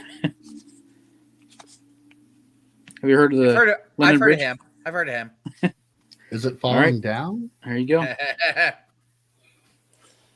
All right, so I got the Bryce Harper blue, which I didn't pull aside, with it also Tatis, Guerrero, and 2 Wanders, including one that is almost maybe think about sending to get it graded. Who knows?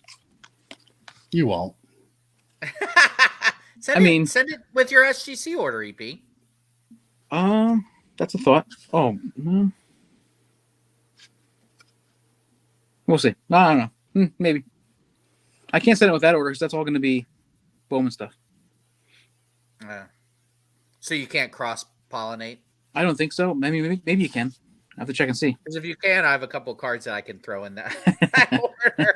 I have some I want to send to SGC too. So interesting.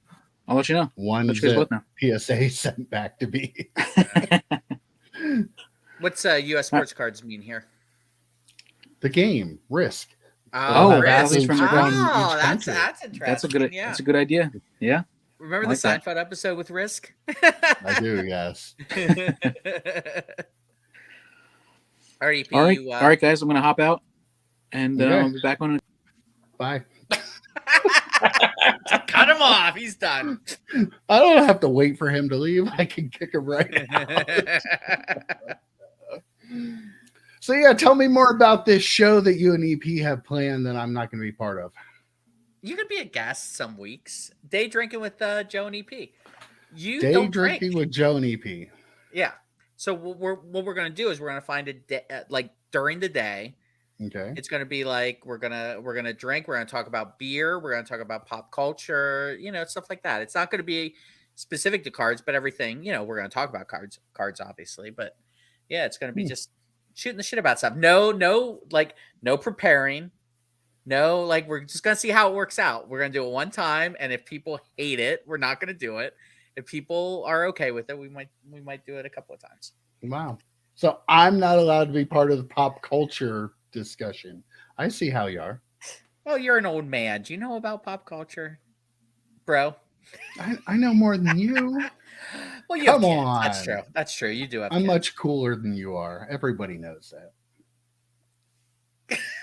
I disagree. Come on. I'm very cool. And the worst part is, like, you need me to run the show for you, but you're not going to invite me on the show. You'll be on the show. I'll be able to interject myself into the show at any point that I want to. At some point, I know how it's going to work. In the since we're drinking in the morning, after a few beers, I'm going to be like this. like an hour in, I'm gonna just pass out. Mike's gonna have to jump in and get the train back on the rails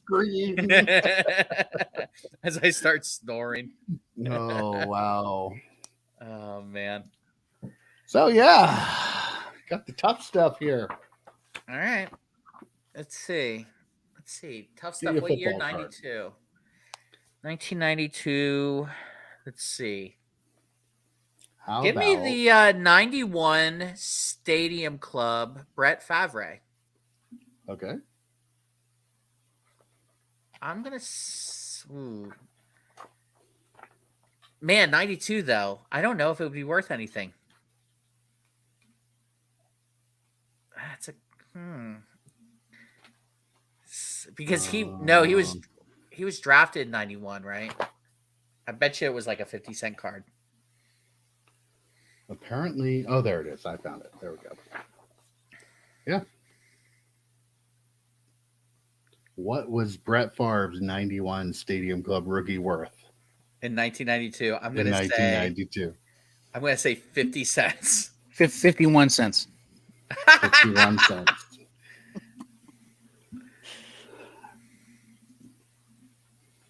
I don't know what number he is, so I can't find him. I don't think he's listed.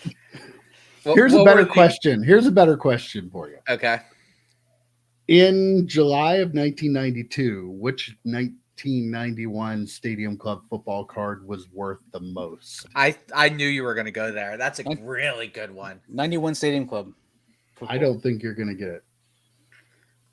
Is it a rookie? Give us that hint. Is it a I'm not rookie? going to tell you. I don't even know the rookie class from 91. I'm going to say Joe Montana's card. Unless I look up the 1992 rookie. What class. year was? Anybody 1991. watching have a guess? What was?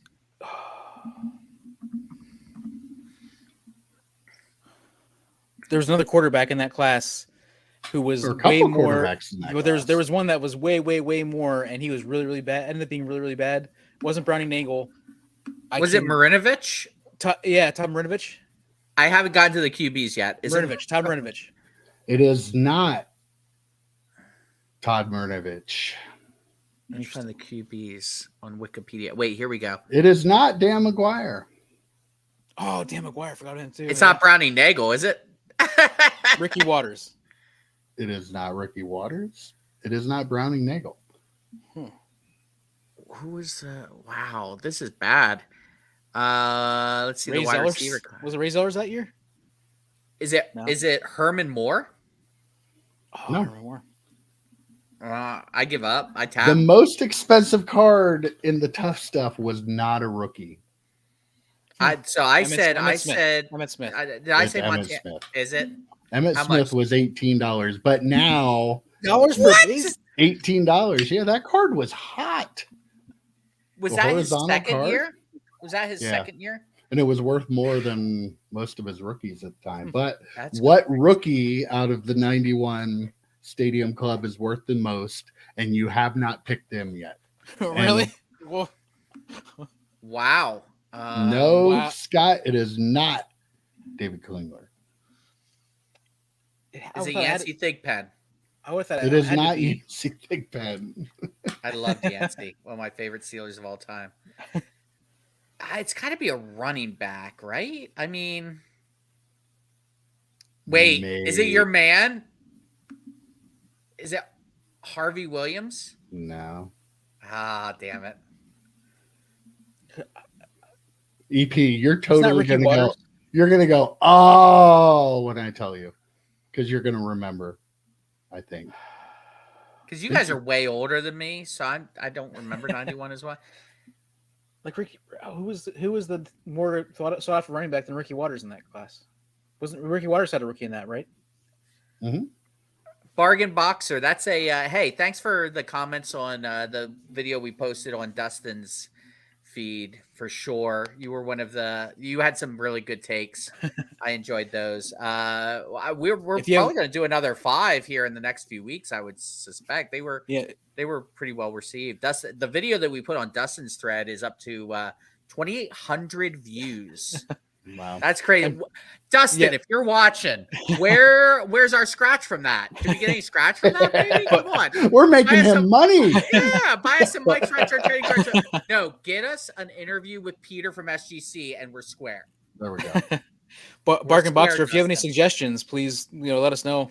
What I have any ideas for what? Some suggestions. Oh, did he? Okay. Definitely, Okay. We'll take a look at that. It is not the Barry Sanders members' choice. Oh my god! I better let you know because I feel like we're going to go on all night with this. So, Ricky Irvin. Oh my gosh! Oh Yes. my god! How much? All right. How much? Yeah. He was $14. Oh my gosh! Wow. Dustin doesn't like we were. I don't know, Bargain, if you were on when we were talking about grading, how people. It's crazy now. It's like the default. Like you have to grade now, or no one cares about the actual card in the piece of plastic. They only care about the piece of paper on the piece of plastic. That's just it's crazy. And this is coming from someone who likes to grade cards and comic books. I mean, I grade stuff too, but I mean, it's not. It's not the default. It shouldn't be the default. Okay. since we did 91 Stadium Club football, you really want to go for a ride? What is the most expensive card in 91 Stadium Baseball? Ooh. VP, that's you. Holy crap. There's like an expensive card in it? Oh, 91 was the first year of Griffey. No. Guys, you keep talking. I will be right back. Mike, drop me out. Right. I'm going to get set up for the thing. Is it a rookie? Can Griffey, I ask that? Griffey was $17. Okay. So it's more than the Griffey. It is much more than the Griffey. Wow. It's over 2 times as much as the Griffey. Holy crap. Who? So it would have to be a rookie. Kevin Moss? So second year card? No. Not Kevin Moss. What month is that magazine from? February? July of 1992. So middle of the season, things are hot, All-Star break. I have no idea who was hammering the ball at that point. It was so long ago. It's Ripken? No, it won't be Ripken. It's got to be a rookie. But I can't remember who the rookies were from then.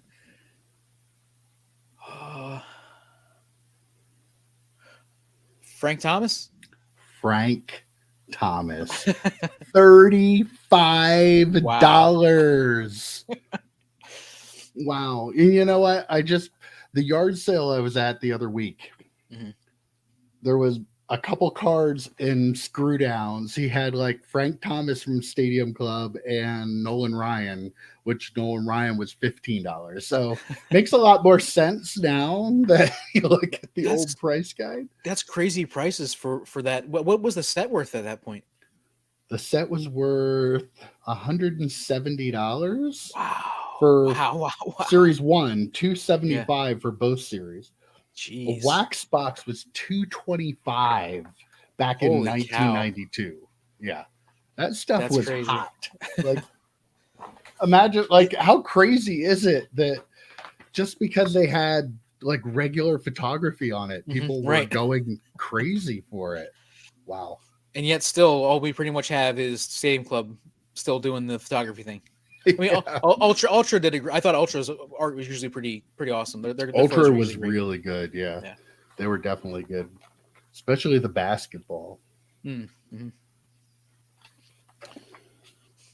The Donruss. Where are the Diamond Kings? Ooh, was that there? Okay, what do we got? 92 Donruss Diamond Kings. All right. Frank Thomas. $15. Wow.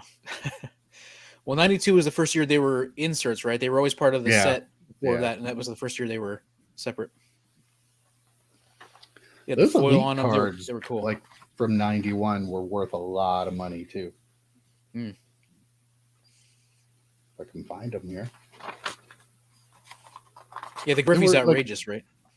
They were like a couple $100. Yeah. Ooh, 90 Leaf. There we go. Ooh. Frank Thomas, $100. That's too much. 50 maybe? Frank Thomas was $70 in 90 Leaf back in 1992. Wow. Steve Avery was $21 in 1992. Wow. Kevin Moss was $5. He was down 44% though. So. That's when people realized he actually wasn't going to hit 75 home runs that year. David Justice was $40 in Leaf 2. Oh my gosh. Wow. Griffey was $25. Series 2 is what you want, though. That's where all the rookies were. So how many Justice non update products had a Justice rookie card in it? I'm guessing there probably weren't a ton, right? I think because he was in 90 Tops update. I can't think of like I'm pretty sure. Was he in 90 Tops? 90 Score. Okay. He was 225 in Score. I think he was in Tops. Wasn't he in Tops? I remember like maybe it was his debut card that was an update that I'm remembering, but yeah, he had a Fleer, and he had. I don't know if he had a Donruss or not. I can't find it. Oh, there it is. Don't see him in Donruss. Yeah, he had quite a few in regular sets, though. Okay, so just because of Fleef being what it was at the time. Yeah. Are there any boxes of that out there? Boxes of Leaf Series Leaf? 2, 1990 Leaf Series 2? I'm sure there are. I don't have any. Let me see what they sell for.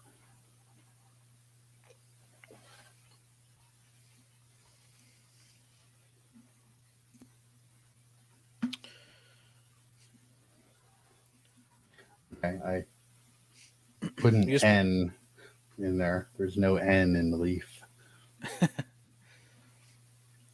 U.S. Sports Cards. He guessed Frank Thomas or Nolan Ryan in the Tux. Were his guesses. So Frank Thomas was correct. Yeah, they're like $150. Oh, geez. Yeah. Wow. They're not cheap. 125 to 150.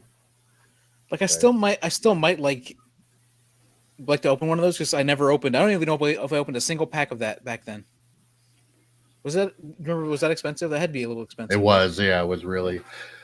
I seem to remember having them for like $8 a pack at my shop, which in the early 90s, they were 50 cents. Yeah, $8 a pack was a lot, but people bought them.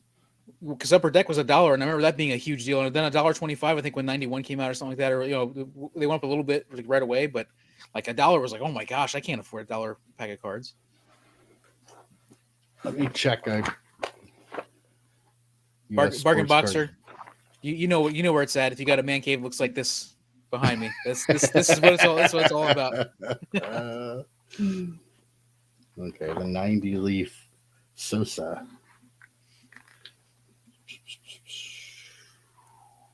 Was he in Series 1? Can't find him. There's Robin Ventura. Whoa. Sosa was only $1.50. Wow. In 1992.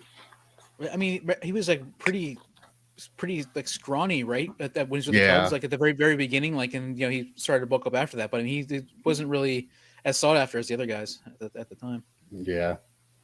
Ooh, Joe's getting set up there. Wow. Oh, that's awesome. That's so cool. Joe Day says, let me back.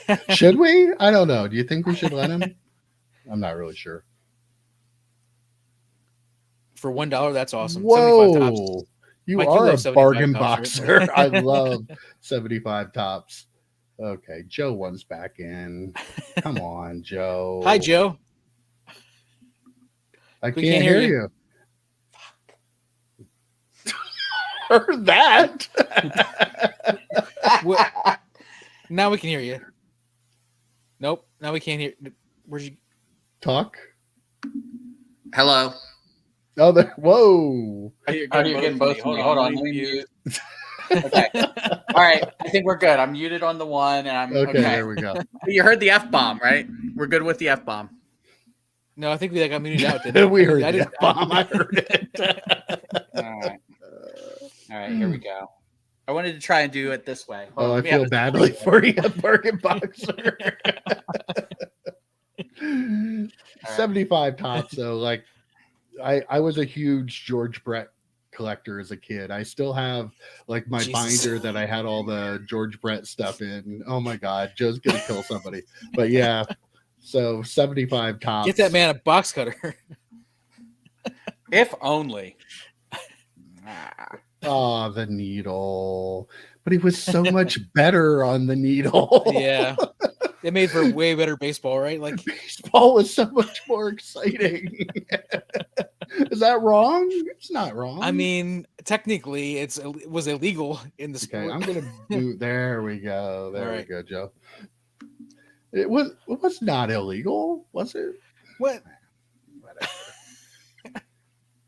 I mean, okay, good. Okay, whatever. Good. Steroids didn't become illegal until like partway through the 90s, I believe. If I remember correctly. I don't think were they ever technically illegal? They were just not allowed. And not if they were banned in baseball. Yeah, they were banned. It was still banned in baseball, even if it was a prescription. I'm going to open up another beer while I'm here. EP, are you still on number 1? No, I've got another one. I cracked it open when I came back. All right. This better not be a sour or Rob's a dick. Oh, Rob, Rob put 3 sours in there and told you only one. That'd be the best. That would be something you would do. Scott wants to know if you stole that knife from Michael Myers. Kind of looks like he may have. If there's another sour in here, yes. All right. So I've got a box of Rick and Morty from season 2. I don't know if there's any Rick and Morty fans out there. That just looks fun. I can't wait. You know, I want to do something non-sports. Whoa. Wait, hold on. We're all in the wrong place here. There we go. That's better. This is the sketch I got from the season 1 box I opened, which is pretty cool. Yes, they need to let all the cheaters in. Absolutely. That was baseball, right? That was baseball. Yeah, and that's what got baseball out of the slump it was in. Yeah, after the strike in '95 or whatever. Yeah, it was so much fun. Yep. I'm sorry, Craig Biggio did that. Come on. We don't have to celebrate the fact that it happened or whatever, but like, we also can't say that it didn't happen. And we all were enjoying the game at the time, and like, it was so much fun, and baseball prospered because of it. Like, it's so upsetting to me that they're kept out of the hall because of that. Yeah, and like, everybody involved with baseball knew what was going on, and they encouraged it. So, like, that's the one thing people don't like now. The people that go back and just say they're cheaters, they don't belong in. Like, you need the perspective of everybody involved with the team knew what was going on. A lot of the players were probably like encouraged to do it. Like, so we're going to hold them. Like, it wasn't them going, oh, I'm going to cheat. Like, right. What do you do when you're a guy and you see the guy sitting next to you in the locker room start to juice and get like a $20 million contract, and you're sitting there going, you know, my family would probably like the $20 million. Everybody else is doing it. Why shouldn't I do it? What if you're Barry Bonds and you were arguably the best player in the game, and all of a sudden all these people start juicing and start hitting all these home runs? That's what people care about. Like, what are you going to do? I mean, as much as Barry Bonds is an unlikable type of character, like, what are you're going to use them, right? Like, you're going to get that, you're going to take that edge. Everybody else is doing it. I might as well. I am already better than them. If I take these, I'm going to be better than possibly any player. And everybody in the league is allowing it. They're turning a blind eye to it. Like, come on. Everybody knew it was going on. Right. I agree, Mike. Pete Rose should be in too. Yep. Yes. Definitely. Yes, I agree. 100%. Yeah. Hall of Fame is not a Hall of Fame without all the best players in it. Exactly. The fact that Pete Rose is in the WWE Hall of Fame and not the Baseball Hall of Fame is effing ridiculous. A little bit. You're welcome. I cleaned that up for you, Mike. Okay, let's do some non-sports. Got Rick and Morty.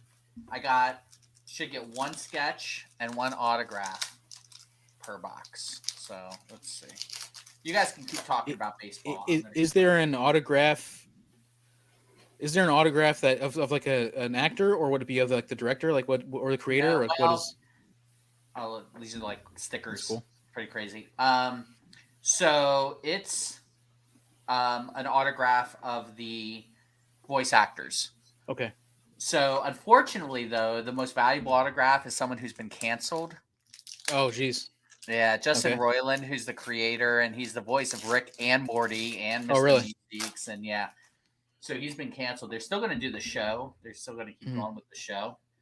But yeah, EP, I strongly recommend it. I mean, it's a goofy as hell show, but what's his name? The guy who has all the non-sports cards in Central Troy? who goes to the shows. Troy, yeah.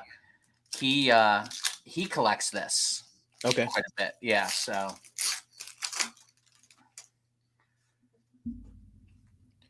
I mean, it's a really, really, like, this character is from a episode where it was like the Purge. Okay. Like, they went to another dimension or another planet, and it was the Purge. But yeah, I would recommend it. Is there any particular card in this that you are looking forward to getting, like that you know from season 2 and or from seeing a preview or anything? Like, is there anything that you're excited about trying to get?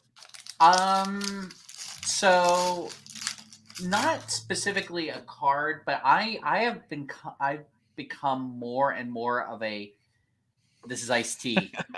I mean, come on. All right, I'm in. I'm gonna watch it now.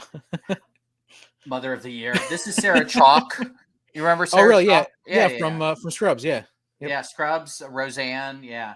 And Chris Parnell plays the dad from SNL. Wow. And All right.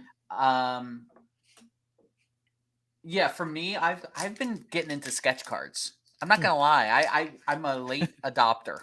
I didn't know sketch cards would be as fun as they are.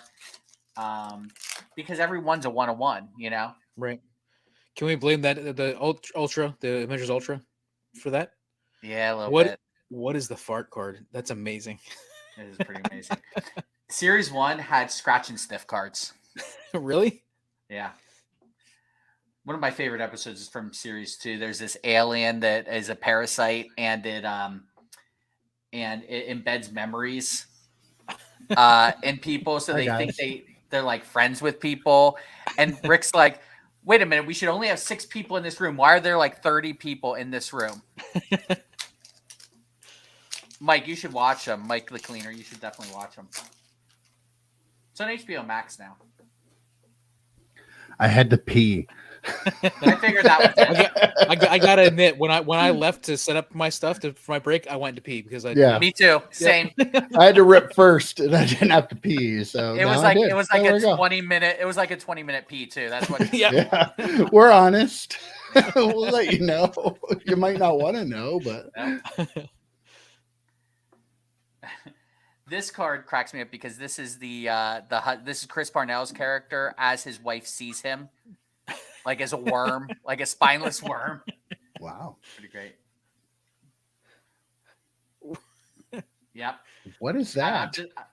It's a sticker. Wubba dub dub. It's his catchphrase. That's a sticker. Yep. PSA 10. PSA 10 sticker. I'm in. We're doing a non-sports order. Let's do it.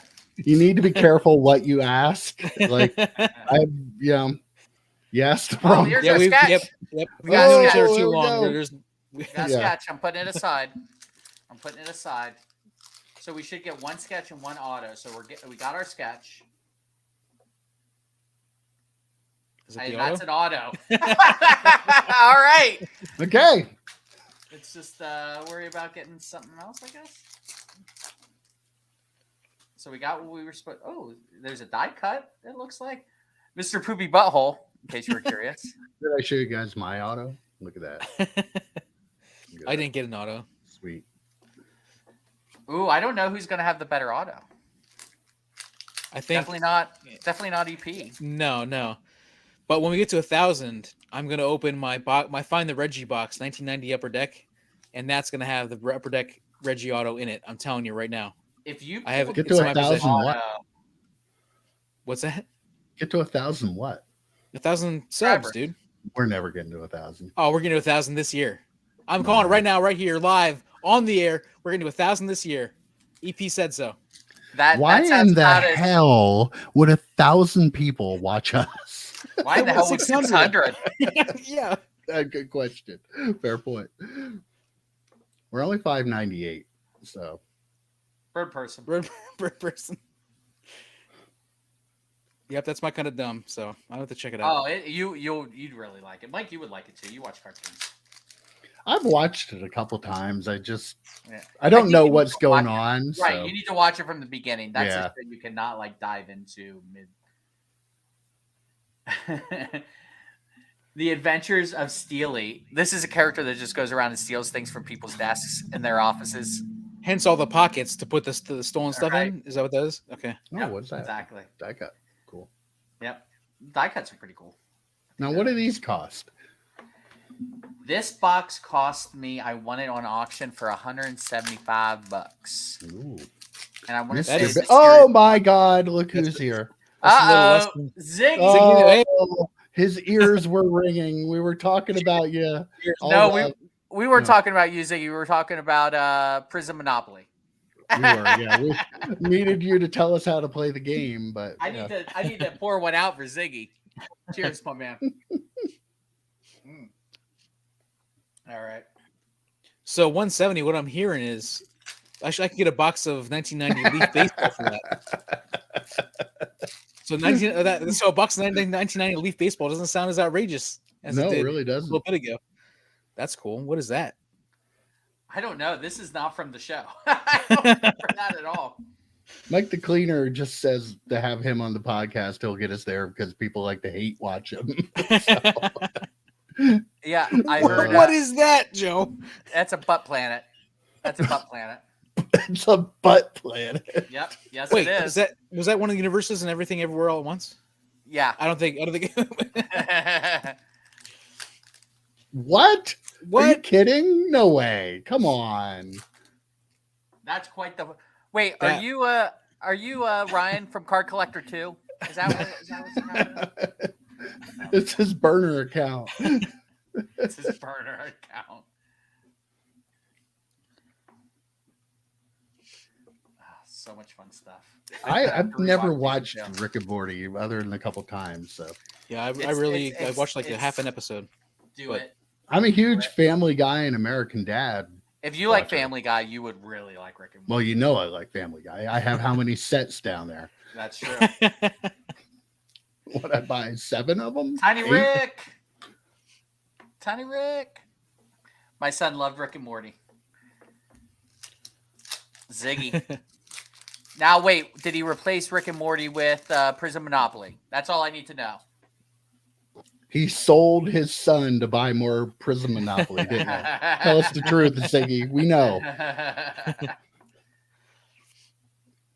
Nah, we're just picking on you.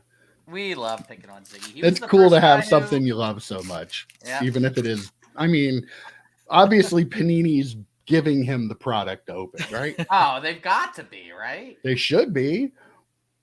I said earlier before we got here, Ziggy, I would like to open up some of it I think it's the novelty of it. I think it's kind of cool. As a huge Monopoly fan, I would like to open some up. If I can find Again, it. I'm waiting for with Chrome the huge Candyland. Monopoly. I am. I love marketing that shit. Candyland. Yeah. I have NFL Monopoly just behind me. How have we never played that? I mean, it's not like a Prison shit. Monopoly. Oh shit! Is that a printing plate, dude? Yeah. Whoa! Double case hit. Wow. That is awesome, and that's how. Cool. By the way, remember I said that's how his wife sees him. Chris Marnell's character as a worm. He sees her. That's how he sees her as like a crazy bug kind of eat everything kind of thing. That is really cool. I don't think you're supposed to get these. They're not. They're rare. That is very. Is that your first one-of-one? That's no. I got a couple of sketch one-of-ones. Oh, but first printing plate though. First printing plate. I've never got the sketch one-of-ones though. Don't they have 100 one-of-ones of those? Well, they have probably. They're not as rare as they're like one per case, right? Printing right. plate the is, sketches are one per case. Yeah. These Printing sketches are one per box. Nice. So that is very cool. Oh,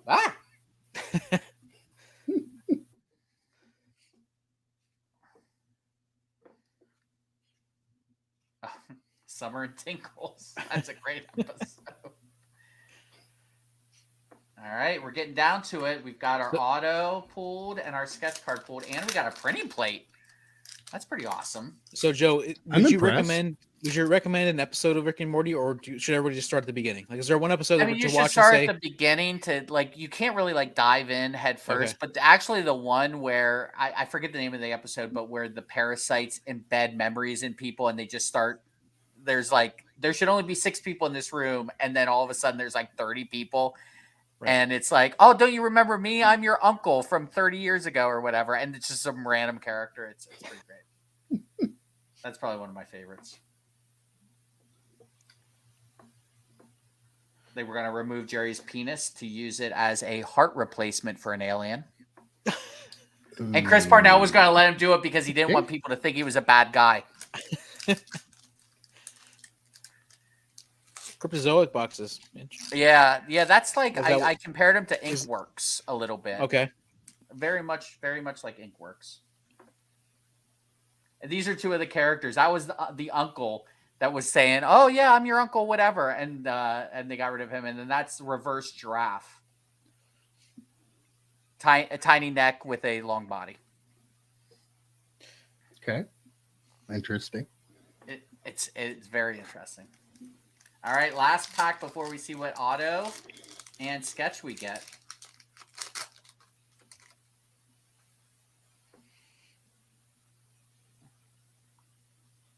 That's a cool card. Ready, battle ready Beth. Sarah Chalk. All right, what do we want to see first, the auto or the sketch? Sketch. Sketch, okay.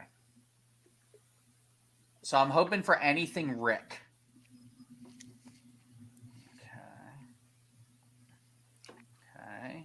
Okay. All right, here we go. Oh, that's awesome. Wow, that is cool. That is so cool. Isn't that Morty? No, that's Rick. Oh, that's Rick. Okay. Rick Sanchez. Oh, that's awesome. He's doing this break right now, I think, right? Isn't he the one doing the break? Oh, I didn't even know that. Wow. That is so cool. I'm very excited to get that. That's cool. All right. And now we have our auto. I want Chris Parnell, I guess. Justin Roiland would be a little too, probably not great. Probably problematic.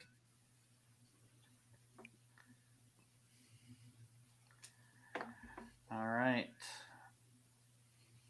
Authentic Rick and Morty autograph. I don't know who that character is. Roy's mother. I don't know Roy's mother. Now, who's Roy? How do you know that it's authentic? Because it was personally signed. It says right there, it's personally signed. Wait, it says it on the back. Okay. Yeah, it's gotta be. It's gotta be real. It's gotta be that, right? Wait, hold on. Let me Google Roy's mother. Rick and Morty. Roy's mother. It'd be good if I knew who Roy was, probably. Got it from Card Collector too. Yeah. You know that. You're the burner account. That's a problem though with like non-sports stuff I've noticed is like this person probably spoke like one time. Right. And they have an autograph. Joe, we're both big James Bond fans. Like, have you ever opened up any James Bond product? I'm looking into it. Because they have a lot of autos of like people who are like mom. Who are like not anybody. They've had like one speaking line in one of the movies, and they have an autograph of them. Well, that's the same thing with the Star Trek cards. Hmm. It's like, oh, this actor was an Edson who was in an episode for like 30 seconds. Right. I'll tell you what, I'm gonna take that. I got a Rick Sanchez sketch. I got the autograph of someone I've never heard of. And a printing plate. How cool is that? I've never gotten one before. Have you guys? Yeah, I pulled a couple in 2012, but they're awesome. Everything 2012. Listen, I opened so much product. Of course, I pulled a couple in 2012. I opened 3 cases of Gypsy Queen. 3 cases back in 2012. Yeah. Ooh, wow! Look at that. I'm a handsome dude. Wow. Not really. All right. You guys are gonna see my gut. Hold on. Oh God, gotta move the table. Yeah, we'll just take him out here for now. So EP. Yeah. Ken Stabler. Nice. 4? A 4. Damn it. They gave me a 4. I mean, it's pretty nice looking 4. Let's say 78. Is that was 73. 73. I mean, get to a certain point. It's a nice 4s are pretty good. Yeah. That's a nice. Yeah, that is nice. What I feel like it. I don't know. I thought it was going to be a 5, but only got a 4. We got. That's cool. Don't let Rob Engel see that. Not bad. Very nice. Again, a 56. 3.5. Like, yeah, I mean, pretty nice looking card. Like I said to Kevin when we were seeing his cards or whatever, like give me the dog year. Like I took notice that those corners were rounded. Mm-hmm. Give me that. Give me that every all day, every day. Same thing. I mean, this one's miscut, but yeah, I don't like miscut. I didn't know they still did. I didn't know they still did those. The qualifiers. for the older 2 stuff. on Probably. vintage, yeah. That one's a 3. That's awesome. What a hitter! Yeah, again, those corners, like give me those all day. I'll take that over a 10 from 52 or whatever. Ooh, 7. Cow. That was Nice. that was one of my cards from when I was a kid. So were you expecting a 7? Was that close to what you I think thought? that's fair. Yeah. I didn't. I mean, it's pretty nice actually. Now I'm looking at The it corners look really for a nice. 7. Yeah. Yeah, the quarters look really nice. Now I don't like it. Wow. So yeah, I have a Fleer that I also had that was from when I was a kid. Got an 8. Oh wow. 8. Nice. Not That's bad. cool. Yeah. Chris Toole would love those. Big Ripken fan. Got Straw baby. I mean, that was all centering. Look at the top to bottom. Right. So yeah. but he like didn't use PEDs. it's still He like used a mouse. it's like a $40-some card, like a $40 card and an 8. So I think that's why I sent it in. My Pelly Lindbergh that they did grade got a 9. That's not bad. No, that's pretty good. But the rookie they sent me back and said it was altered. Oh, this is a coffee beer. I'm gonna be up all night, boys. A 6 on the rookie. That wasn't awful. No. The other one was a little nicer, but they sent that back too. So. Yeah, I mean the corners looking at that looks good. The centering looks Yeah, pretty far centering's off, way right? off, but yeah. What'd they say on the other one? Why didn't they slab it? Altered. And then I got my Watching those Evan Mathis videos and trimming your cards, Mike. my 3 bows. So That's cool. yeah, I was hoping I might get a 9 on one of those, but I knew it was going to be tough. The bottom edges, especially on the bows, like you can't really see it there, but they always have, like all of them had a little bit of wear down there. So not a bad order though. The one I have is I think too far off center to be anything more than a 7. Mm-hmm. I'll show it to you and you can let me know, but I feel like it's just probably too far off center to make it. Are you going to then put like the low grade one back with the set and sell the set as a whole thing? I have 3 sets, so I'm actually going to sell all 3 of them with the sets. With the graded bow?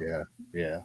I was hoping maybe I would steal a 9, but I didn't. So I figured they were probably 8s, but I knew there was potential that they could give a 7. So, I mean, I don't know. I was disappointed about the cards they said were altered. I'm sure that they were doing it because they were in screw down. So I feel like that'd be a cool card to have for in the PC.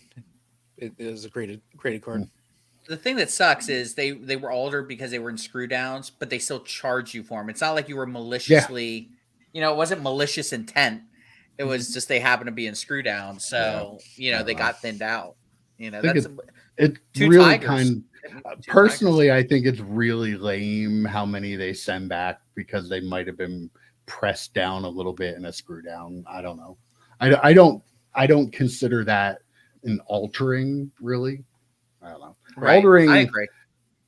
is intentional. I don't know.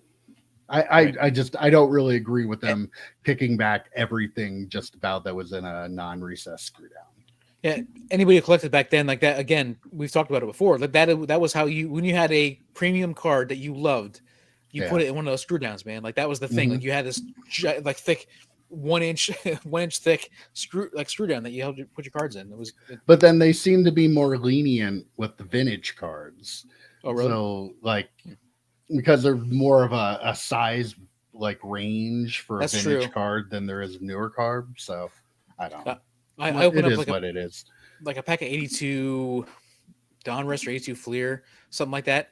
And like every card in the pack is like totally different. Like you hold them like this and you can see it, like how bad it is. Like it's not like it's a tiny little amount. It's noticeable. Donruss's production was absolutely horrible. Like it just really was. They were by far worse than like Topps was the best back in the early 90s. Fleer wasn't bad, but Donruss was terrible. They were cheap. They were thin. Thin paper, they were just terrible. I had those 79 rock cards from them, and like I never posted the video, but oh my god, they're horrible. Like the condition of the cards Again, right out of the pack are horrible. every time you say rock cards, I'm like, oh, Dwayne the Rock Johnson. Is that what we're talking about? Every No, time. And I not know that's not what you mean, but every time I hear it, that's what I think of. I feel like though, if there was one character, yeah, should we consider I more? agree. Definitely. Yep, I agree. Yeah. If there was Hmm. Turkmen PSA 7 or the Turkmen PSA 8. Yeah, the top the- 7. Is the Fleer the Yeah. one where he's sharing the card? No, No, he's the tops sharing one the tops is- one. Okay. I mean, that was common that's back an in iconic- those days. Yeah, Yeah. I think the, Yeah. the 82 Fleer is an iconic. Yeah, 82 tops Ripken is an iconic card, I think. So that was. I don't have a tops traded of him though, Hmm. so I don't know. I think it's really cool to like grade cards that you had that you pulled Mhm. when you were a kid.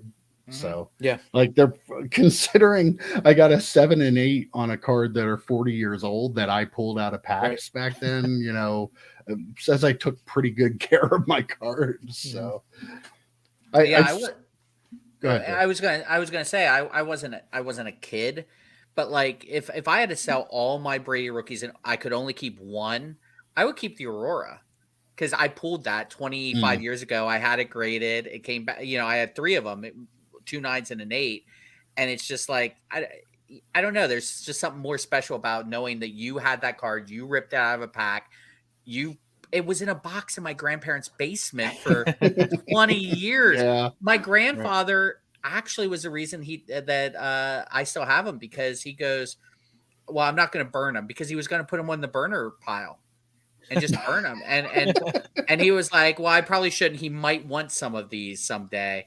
And I came back and basically found $700 worth of cards just in those 3 cards, and then of course all the inserts and everything that I've been selling and stuff like that there.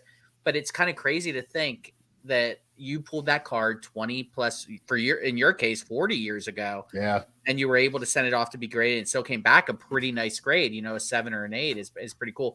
The hockey goalie came back a 9, and you pulled that from a pack how many years ago? It's pretty crazy. I bought this, but he only ever had 2 cards. He was a goalie for the Flyers, and he died in a car crash. He was driving a Porsche like really fast and wrecked. So he had his rookie card, and then they made this memorial card. That's a cool card. That's a cool card. That's a good one to have. Yeah, that actually happened to the defensive lineman that they took instead of Marino back in '83. Died in a Porsche car accident driving too fast on Bob Boulevard out here, Bigelow. And Senior Sack was his nickname, and he died, or he got paralyzed in a really bad Porsche accident. That's the rookie card, which That's is very cool. Really good condition, but they kicked it back to me. So send it to SGC. Yeah, I think I'm going to, but like I wanted them to be graded by the same company. Here's the other rookie. That's off center. I mean, looking at it in the sleeve, it doesn't look like it's too small, right? It doesn't look exactly the same size as the other. I think it's more that it's big pressed down corner or something. But it doesn't look too big either. Like it looks like it should it fits in the sleeve the right way. No, it is literally the same size as the one I got graded because I made sure when it was in a screw down, I put them together and like all 4 sides were matched up perfectly. So it is what it is. I don't understand why on the holder here it had my order number, but then it had a Garbage Pail Kids like card because they're reusing. But no, this is my order, like my actual order number. So like they had that over top of it. The other one, the Pelly Lindbergh. Nat, are you watching? The Pelly Lindbergh actually had the right card on it. Had Pelly Lindbergh on it. So that's wild. Like, yeah. How many Garbage Pail Kids did you send in? Garbage Pail cards did you send in? I did not send any in. So yeah, I don't know what that was about, but kind of freaked me out a little bit. So Bargain boxer. Yeah, no, I don't think any of us opened any 86 player basketball pack. No, I don't know. Maybe Mike, No. were you? That was your era, right? I opened like late 70s and early 80s. Like I did open as a kid, like the set that had the Magic Johnson and Larry Bird, but I didn't have that card. I didn't open a lot of basketball, but like I used to go down to the corner store and whatever they had, I would buy a couple packs of. But What was the corner store? Where was it on Mill Street? no, like where the daycare is now, it's that little like that Oh, little the place on little. the corner. Yeah, Oh, really? The it little was gas a station. it Or was a whatever it was. stop and go back Oh, wow. back then. Yeah, I used to play Pac-Man there all the time. That's awesome. Walk in and you'd unplug it so you'd clear the high score that was on it. So you What could a get the high dick score. move! Such a dick move. Yeah, I think the earliest basketball I opened was 1990. A few packs, and then 91, a few more, 92, a few more, and then next thing you know, 93, 94, opening lots more. That's a good question. I'll tell you what. I think for me, what age group are we going? For me, when I was a kid, and it wasn't even in Mike's shop. I feel terrible saying this. Sports page? It was 90MU. Dude. It was. I really Sick enjoyed burn. opening up 90MU. Well, you didn't. You weren't open then, man. What was I supposed to do? But just in Mike's shop, though, Mike will never forget this story. Walk into the shop, you say, "What do you like? What do you like?" "Oh, I'm a big Star Trek fan." "Okay, let me." Yeah, let me wait. pull it- Let's preface this for anybody watching. Okay. This is the whole reason that Joe and I Yes. even like have a relationship. Like we've been Yep. friends forever. He was a little kid at the time, but this Well, let me back is up and why tell- I've never been able to get rid of him. Yep. And it's my grandmother's fault, God rest her soul. So I used to go to the sports page because it was open first, right? By like a year, Mike, or so. Wasn't that long, maybe Wasn't even that couple long, months, but yeah. yeah, Literally so across the street. If it was for people who don't know, literally across imagine the a street. small 5,000 people town, 2 sports card shops. It was like Starbucks. One where main there's, like, main street, one and then- main street, and they were across. It was. I always make the comparison of Cheers and Gary's Old Town Tavern. It really was. But I used to stay at my grandparents' house over the summers, and when my grandmother had to go into town to grocery shop, she would say, "Do you want to go grocery shopping, or do you want me to drop you off at the card shop with $20?" Which back then that was like, holy That's a lot of shit, money. that was a lot of money. Yeah. So I'd go into the sports page, spend like an hour there, spend my $20, diligently, I guess. But the one day we came into town, I don't know if we were shopping on a different day or the sports page was closed for some reason, but I was like, "Oh, what am I going to do?" And Graham goes, "Well, there's the other card shop." And this is going to blow people's mind. I was such an introverted kid. Like, you would never believe that now. People I know from college, my career, everything. If I told them I was introverted back then, they would blow their mind. But I didn't want to meet new people. I was very, very nervous to go in. She goes, "It's either that or go grocery shopping with me." I'm like, "All right, give me $20." So I went into Mike's shop. And you said to me, you just opened up recently, and you said, "Well, what do you collect?" I go, "Well, I really like Star Trek." He walked over to a box of packs of Star Trek back when you could buy packs. Remember when you could buy packs for not $200? And he pulled a pack just right off the top or whatever, opened it up, and got a James Kirk hologram. They were like one per like 5 boxes. It was like you couldn't get them. And I was like, Joe's like, holy trying to close his mouth for days. I was so shocked. I instantly became the coolest person became ever the coolest. in Joe's world. Because it's so crazy to think of that I was 10 or 11 at that point, and you were only 21 when you opened the shop. Yeah. 22. So, yeah, 21, 22. Yeah. So it's kind of crazy to think about now, but yeah. So getting back to Bargain Boxer's original question. If we're talking a sports product, for me, it's probably 94 Upper Deck randomly. That was the Marshall Falk year, star rookie. Wow. Trent Dilfer, those guys. Yeah, for me, it was 94 Upper Deck. I really loved opening up that product. EP, how about It is you, a Brian? great story. I It mean, is a great story. And tell us about your time. How did you start coming into Mike's shop? I don't remember exactly 100% why, but I know that I ended up working at the Wise Markets in Danville. So I would stop in. My dad would take me into his shop, and I would it was a card shop. It was cool. It was the closest card shop to us. Where I used to live a town away, and it was new. It was opening up. And my dad was like, "Hey, that place is opening up soon," and so we ended up going in there. But I ended up working at the Wise Markets in the same town.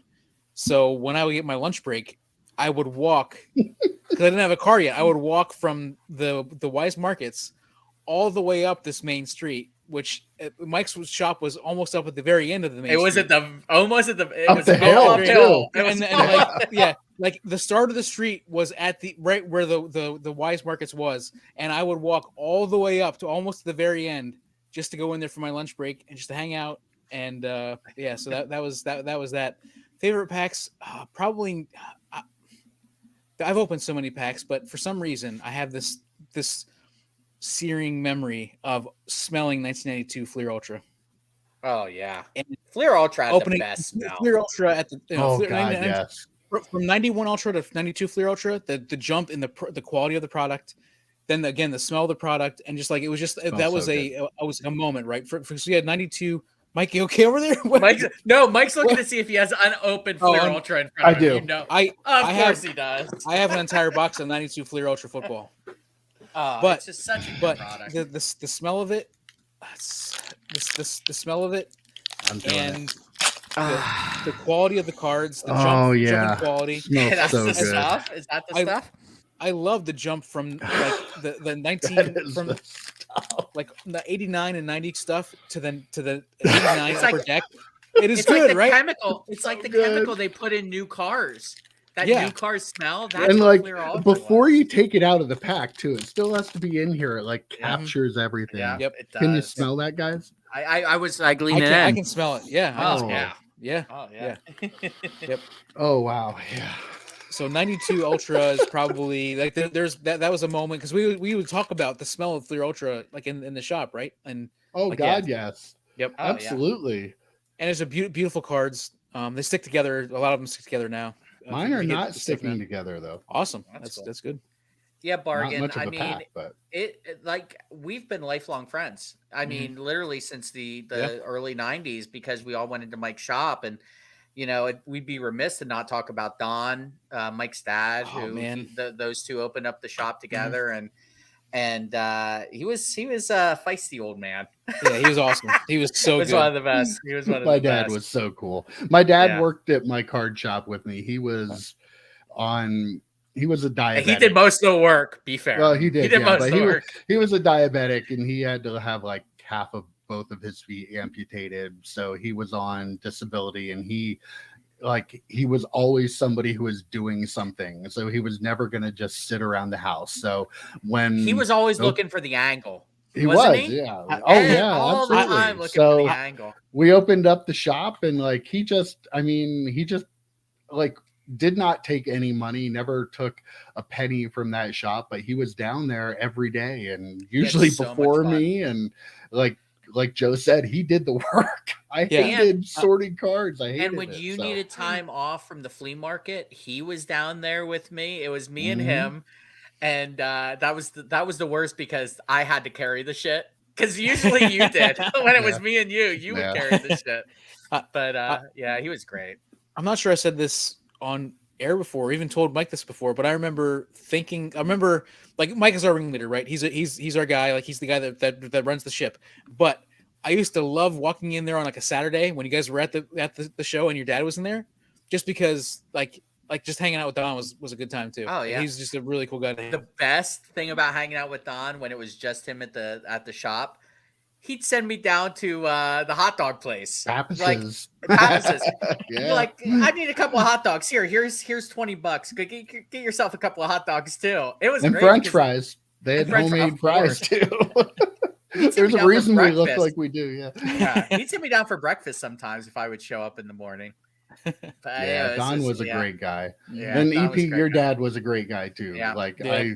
your dad would stop in there just randomly, like for the fantasy football stuff, and stand there talking to me for like a half hour at the register at the door, and just going Short on hairs. and on and on. Yeah. Mhm. Our So, trophy, the trophy behind Mike is the. So there's two trophies behind Mike, though he shouldn't have either one of them right now. But the one he's pointing to right now, that is your dad's memorial trophy, the short hairs, which EP has never won. And that one above Mike is that one is the Don Lutz Memorial Trophy, his dad. Yeah. So we've been in fantasy have them football so both. long that people have died. People have died. People have had kids who are now in that are now in our fantasy football league. That's mind blowing to me. But it's really crazy. But yeah, your dad was great. Your dad was great. My grandmother was pretty great too. She used to host us. She used to host us and watch wrestling pay-per-views before we could do it at your house, Mike. I mean, she was always so sweet to me. Like she loved me. Like she did. You were always like could never understand why she loved me so much. I'm like, what is going on here? But yeah, no, she loved you. She loved you for sure. But we had a great time at the shop. We really are family. Mike's the older brother. Yep. He's been like an older brother to me since we've been in Mike's wedding. Since the day I pulled the James Kirk hologram out of there. Absolutely, yeah. I can't imagine the thoughts going through your head when he pulled that thing. Like this guy's a magician. This guy's a wizard. My mind was blown. Who is this genius that was able Didn't to pull this? I feel like I called my shot too. I thought you said I'll pull a hologram. You definitely said that. Do you remember Do you remember the Wolverine hologram I pulled and sold at school? Do you remember the story, Mike? Yeah. And then I got like $50 for it, which back then was like life-changing money for like a 14-year-old, right? I got $50. I came in and took 10 of it and bought more packs or whatever. I spent some on packs, pulled another one. And I'm like, oh my God, I just literally just got $40 free, which for a 14-year-old was like life-changing money. Was that the one that was like the really deep 3D one? Yeah. Yes. Like the goldish colored one. You couldn't really see it. It wasn't a great picture, but it was such a deep 3D hologram. It was like almost like a toy. It was weird. It wasn't like holograms like you would normally think of. Yeah, Scott. I miss the shop. Like, I don't miss the work, but like the people, like the good people. Like, there were people that annoyed the crap out of me. I'm going to be perfectly honest. Like, most of them played football at Penn State, I think. Boy, that guy was. Oh yeah. But the thing is, so much fun. The thing is, like, we also have these connections with these people, even to today. When, like, I see Steve Wilkerson at the Danville post office every once in a while, and we saw him at the Last Card Show, and he's somebody who played fantasy football with us and was coming in the shop and stuff. Like, just everybody's. I gotta shout him out. Brent Heintzelman has been texting me about cards. Like, he's been getting back into cards and everything. He listens to our podcast. He doesn't watch. He didn't know we had a YouTube channel. Oh wow. And I said, "Can you subscribe? We need 600." Just one more or two more. Yeah, it's just like 2 more. But yeah, Brent, who used to come into the shop, his stepbrother Eric, who was a really good friend of ours, used to come in the shop. He was on the last live stream randomly. Yeah. That was so weird when he popped in. But like the card shops back then were more like, again, I'll keep using the analogy, but it was really like a Cheers. Where nowadays they're just so sterile. They just seem like. We have $15,000 stacks of $15,000 each cards, and don't touch anything. And it just seems it's like going to a Starbucks versus your local coffee shop. Like there's just something different. I love Starbucks, by the way. Don't get me wrong. Yeah, me too. But it's like, but there's a different vibe there. Like I'm not hanging out at Starbucks. I'm not hanging out in FYE. Right. I'd hang out at a card shop like Mike's, or even it sounds like Doc's or the place in Montandon that we went to, like those like hole in the wall card shops. They've been there for a while. That's why they're more like that. But like it's really crazy about this silly little hobby. Like like the way it does bring people together. Like I'm sure there are a lot of people out there that have stories similar to ours that like they made like lifelong friends because of all having this shared interest in collecting little pieces of cardboard with guys' pictures on it. Like it's really kind of crazy. Like Yeah. we're all nerds and we're all proud of it, but like the relationships you that are forged from it, it's like really kind of cool. So not to be sappy or anything. Oh yeah. I mean, but it really is. I'm gonna throw EP under the bus a little bit and say you always say after every podcast, thanks guys, because you are so thankful that the three of us get together once a week. Like we text constantly. It was about fantasy football before. It was about cards now, but like we are just so thankful to be able to like just shoot the shit about cards. Something so silly once a week. It's just such a relaxing. Like we can just lay back and just like talk about something so silly as pieces of cardboard, or players on them, or you're right. Or players going out and scoring a touchdown or whatever, and it's so silly, but it just brings people together, you know. And we need more of that. We need less of the ridiculousness where you see people, you know, freaking out about, you know, $15,000 cards that they're hitting, and it's not about that to me. Like I think that takes so much away from it, and this generation that's coming up into cards care more about that. And that's kind of upsetting. It's kind of, it's not great. They're like, I get a dopamine hit when I see somebody like Steve Wilkerson, or like we were at Docs and we saw Dan Merrill, and that was Dan great. the man. Yeah. Fairweather Dan. Yeah, and I remember being at the shop one day, and it was like pouring down rain outside, and of course he showed up, and I think you called him Fairweather Dan, and it was just that. So I mean, like just seeing with the connections, and like Mike Jones. I drove up to get gas. I forgot to tell you guys this a couple weeks ago. I drove up to my gas pump. I was running late for work, and I'm pumping.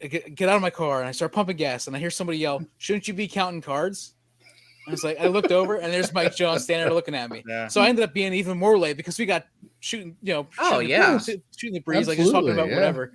And I get a dopamine hit every time I see these people that I have this connection with. For sure, because of the shop. I mean, it's crazy. Andy Schmidt. Whenever Andy Schmidt comments randomly on something on Twitter, I'm like, oh my god, it's Andy. Yeah, when he followed me, he's like, oh my god, it's Andy Schmidt.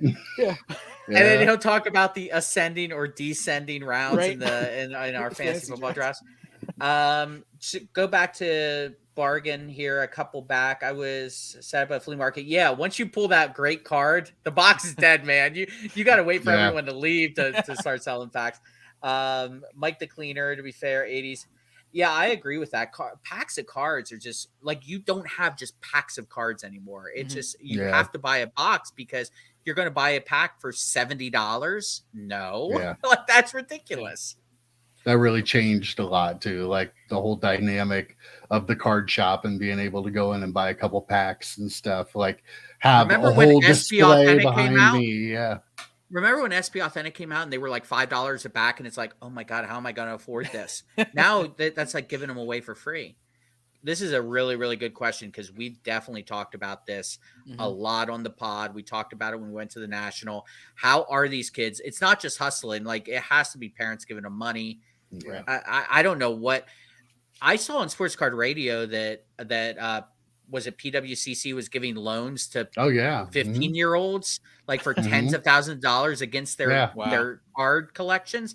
That's that's why it feels so much like the housing crisis from 2008, doesn't it? Like you're like just building up this hobby with fake money. That's very sketchy. It's scary and sketchy. It wasn't. Scott, 100% true, man. That's why we still love that stuff. Yeah, that's why I have boxes full of packs and boxes. And we're not the only people. Like, you know, again, I sold 2,000 plus cards 9 nights on a stack. There's more of us than them, but we're not patting ourselves on the back every time we pull something or list something or whatever. I mean, EP had that Drew Jones, didn't even put it on Twitter. Like he just said, hey, whatever. Like I totally would have put it on Twitter. I'm just throwing that out there. I totally would have put the link on Twitter. But I mean, that's the thing. Like a lot of people they're all about the hits. That's all they care about. It's not about putting a fun set together. That's why I really liked, even though there were hits in it, that's why I like non-sports cards. Like, it's not about those massive autographs. You know, you can just build a set and have fun with it. You know, I'm happier with that than anything I would have pulled out of 2 boxes of Prism football. Absolutely, 100% true. And that's like that's like Prime Magneto, in my opinion. That's like the cartoon Magneto. That's the one I went. Oh, that's animated series Magneto for sure. Yep. Yeah, it's a very cool card. And it's probably not worth much, but I don't care. I'm happy with it. Like, I'm very happy with my purchase of that instead of Prism football. The way sports cards versus non-sports cards are today, I feel happy opening up non-sports more than I do with sports cards now. But Panini made it that way. Is Ziggy still here? Did he leave? Because I don't want him to like knife me. Panini, hey, you have a big knife. I know, I do have a big knife. Panini made it that way. Like, they made it to. And what did I say a couple of weeks ago on the pod? You can't put the toothpaste back in the tube. That's really how I feel about it. Like, everyone's kind of stuck on this mentality where you can't go back to where it used to be. That's why non-sports is so much fun. It's really a recent thing, though, that like the prices have jumped up that much. Like, Panini and their distributors are all in it to, ever since the pandemic hit, they're like, oh, we got these people, let's make a ton of money. So, because Topps isn't quite as bad. Like, you can buy Topps Chrome, you know, for what, a little over $150 a box, 175. Like, I hope football stays that way. I'm very hopeful that Fanatics makes it that way. Hey, go back to U.S. Sports Cards comment. 1990 Pro Set was a vibe, man. That was good stuff. That was, and you got 1,200 views. Some of our best views are stuff like that. Like, I'll open up 90 Marvel Universe, and that still gets consistent views. You know, like when we put on ultra modern stuff, we don't get many views. Nobody watches at all. No one watches it. Maybe that's because of what our channel is and what we kind of like push. But yeah, that's awesome. They got 1,200 views. Yeah, definitely. Do you think the older crowd like us? Whoa! How old are you, Bargain? I need to know how old you are. Do you think the older crowd like us dying off, and the kids, our happy futures, chasing their own tail by buying ultra modern 30 years? Yeah, that's a good question. I mean, I think vintage will always be collected. You know, people like old stuff, but like, I mean, it'll probably drop off in interest some, I would imagine. I mean, it's the rarity of it. That's a big part of what makes vintage. So the finding really good quality cards of that vintage too is like, it makes it a really, really collectible thing. But I know when I got into it, when again we went to see Kevin and see his collection, and he gave me a free binder, which was the old Topps binder, which has like all the old cards on it, including the 52 mantle. It's just a really cool thing. And so, like, when I got into collecting, I started looking into the older players because I was like excited about the history of it. But at this point, those players are going to be so much older. You know, for these new people, do they go back all the way to the mantles and the mazes, or do they go to something else? I think they do, because none of us ever saw Mickey Mantle play. You know, like, we know who Mickey Mantle is, and I think generations from now will know who Mickey Mantle is. He's one of the greatest of all time, right? I mean, like, Honus Wagner. How many people actually saw Honus Wagner play baseball when that card was so valuable? Even when we were collecting in the early 90s, that was like the card. The Honus Wagner card was the card. We never saw him play. I mean, I think there are just some things, like Tom Brady will be one of those guys, right? That's one of this generation. There are just certain guys, you know, there are certain guys that'll just transcend age and all those different things. Yeah, I agree, Scott, that the memories of opening up non-sports is so much more fun. It's so much more relaxed. I don't feel sick to my stomach afterwards when I open it. Our prices went to the... I don't remember that, but I mean, that makes sense though. Well, Exquisite really was the first, like, I don't know what level of premium that you put it at, but yeah, that was crazy. Oh, I like Bargain's last comment he just made, but you're 60, so you're okay. We're close. You're close. I kind of agree with this. I am shocked because Peyton Manning has transcended sports. People know who Peyton Manning is well beyond what he did for Indianapolis or Denver. It is mind-blowing to me that his cards are not more valuable. Like, I don't get it. Yeah, if he played another era, not behind Tom Brady, like he would be considered one of the. I mean, he's one of the greatest of all time. But he would. How be many much more, Super Bowls would Peyton Manning have if Tom Brady did not exist? Right. Yeah. You know. I'm sorry. He needs another hit. He needs another hit. It's like doing God, it's so good. EP, how's your beer situation? I'm about to open another one. I'm pretty good. We're like one sour so far. That's it. Only one sour. Rob did not fuck with me. Oh. No one asked for Kobe Bryant. He's not gone that long. What do you mean no one asked for Kobe Bryant? Bargain. Cards. Like no one's collecting him or no one's. He had a major spike, obviously, pre-pandemic, and then when the accident happened. I mean, his stuff has dropped though quite a bit, right? It dropped quite a bit. It's dropped quite a bit, but I mean, there's still people out there looking for his stuff. I mean, Bargain, do you do a lot of shows? Do you go to any of the bigger shows? He's already in that bag. I was hoping nobody noticed. I was just going to go for it. Oh, wow. You get so many bad cards. We should go to we should go to more like big shows, guys. We should hit Dallas one time. Let's hit Dallas. I mean, the New York show would be like the East Coast show or whatever would be one too. Or what's Chantilly? Chantilly and Philly. We should hit some big shows. Oh, nice. Inserts. Remember when inserts were like unbelievably hard to find, and now it's if you don't get 5 in a pack, you're pissed off. Do you set up at shows, Bargain, or do you just go to buy and sell? Go hunting the bargain boxes. Go hunting in the bargain boxes for sure. Don't we all? Not me. I you guys. That's way more your speed. Well, you don't go to shows. I don't go to shows. Maybe if I went to shows, I would. We didn't do that. Remember when we went to the National? EP was like he dove into a couple of bargain boxes. It was. I was looking at wax too, man. There's the National was overwhelming. Yeah, there was overwhelming. Too many dealers, too many people. Yeah. There was that one huge table, but I think all the cards were in top loaders, but not in soft sleeves. And I'm like, whoa. That's not good. Backing away from this. I don't know what's going on. Yeah, right here. Those are going to be scratched to all hell. Yeah.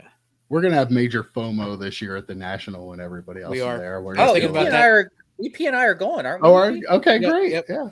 I'll do a podcast. I'm not afraid to fly. I like how you winked like on camera.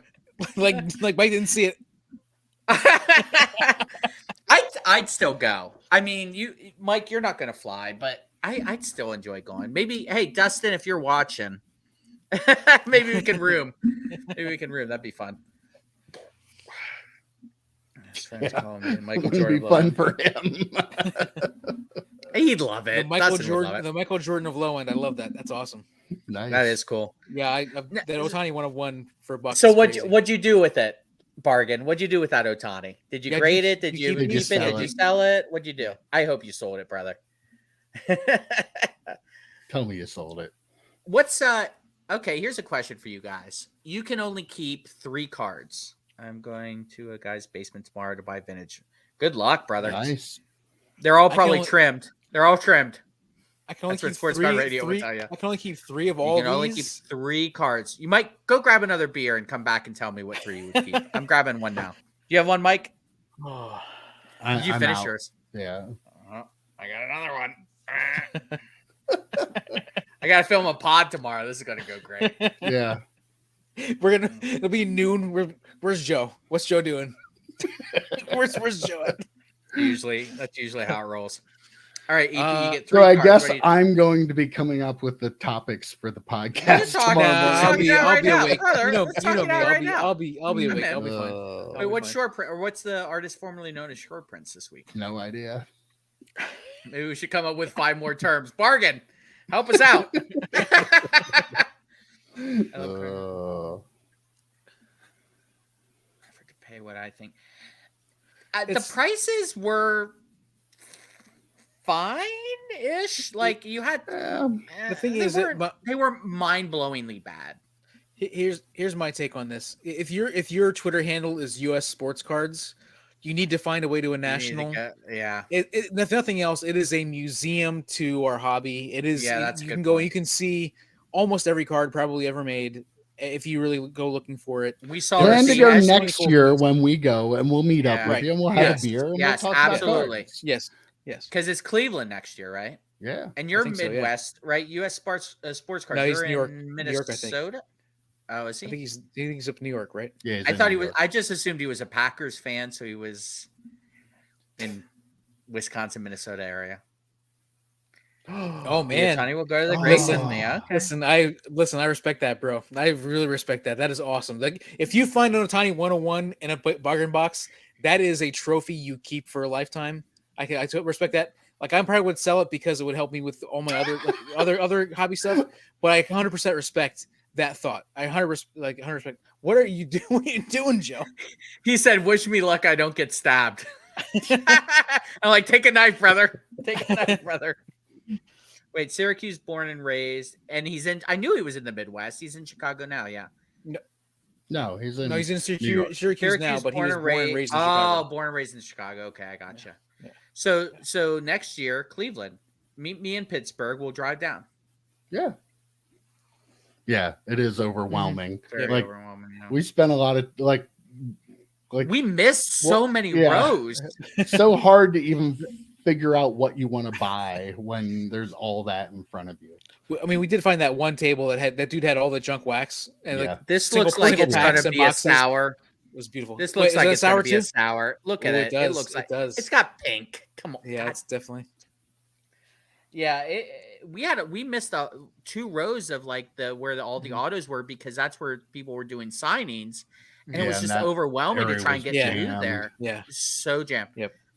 I'd love to get an autograph and a picture with Marino. That's my goal. And originally my thought was to do the Marino Dorset 2 and 2. Maybe Kenny Heisman will be there next year.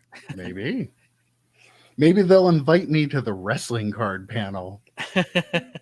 Mike the cleaner and they'll invite both of us. We'll heckle you from the crowd. I'm not as hated as he is. We'll heckle you from the crowd. Wait. I'm only going to go if Gelman's going to be. I mean, if that other guy's going to be there. Is Mike the cleaner a Gelman fan? No. You mean Huey? Mike the cleaner, we know about you. We know you're not. We know you're not. It's okay. Bargain boxer. I'm not 101 on front or back.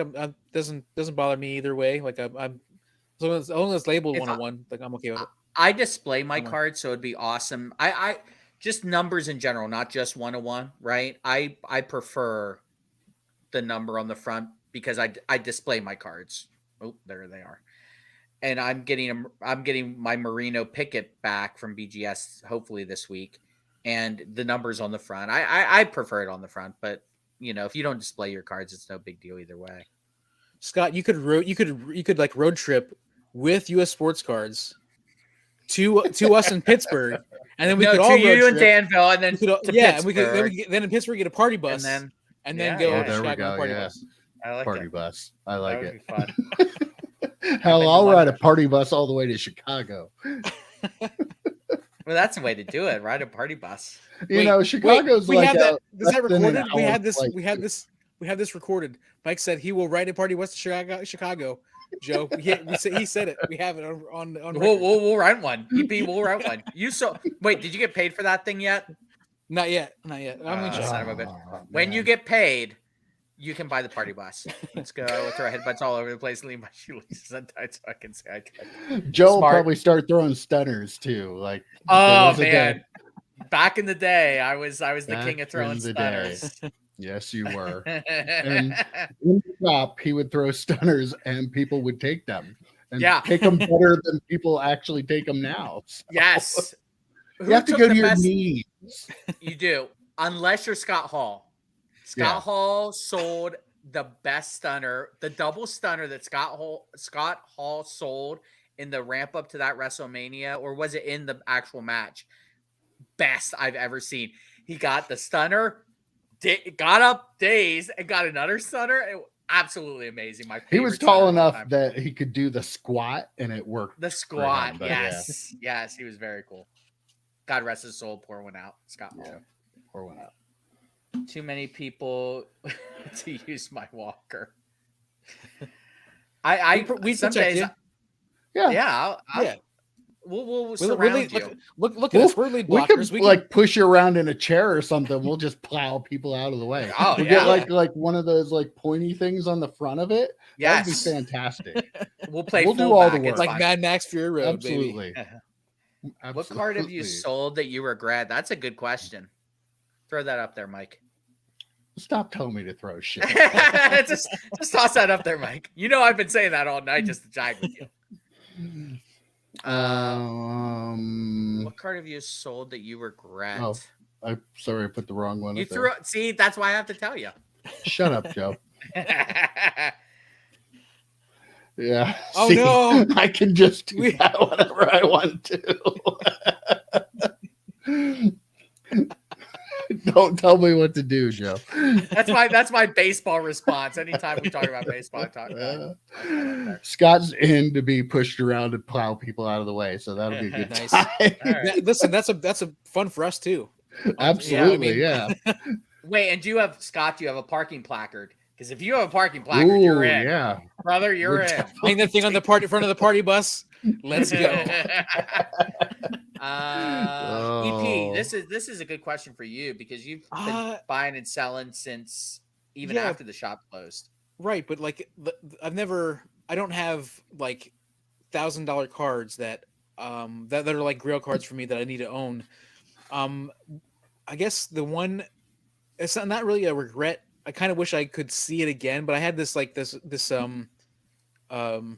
Ichiro card that was a WBC card, WBC jersey like auto card, like crazy card from it's one of Topps higher end cards that it's higher end sets that I sold for like $2,000, and I can't remember what exactly it was, what exactly the card was. Like selling cards for $2,000. Where were we? What? This was like this probably this 2012. No, it wasn't. It was like it was before that. Oh, but okay. I mean like so. Like to be able to see that card again, it would be very cool, but it wouldn't be like I don't regret it. I'd like to see it again. Like I sold a Montana multiple. It was a jersey card, multiple like a patch card with multiple colors back in the day too for like $400 in like 1999 or 2000. So it was like that was at that time was crazy amount of money. And again, I would like to see that card again, but I don't regret selling it. It helped me do more card stuff, and it wasn't like a Griffey card or anything like that. So yeah.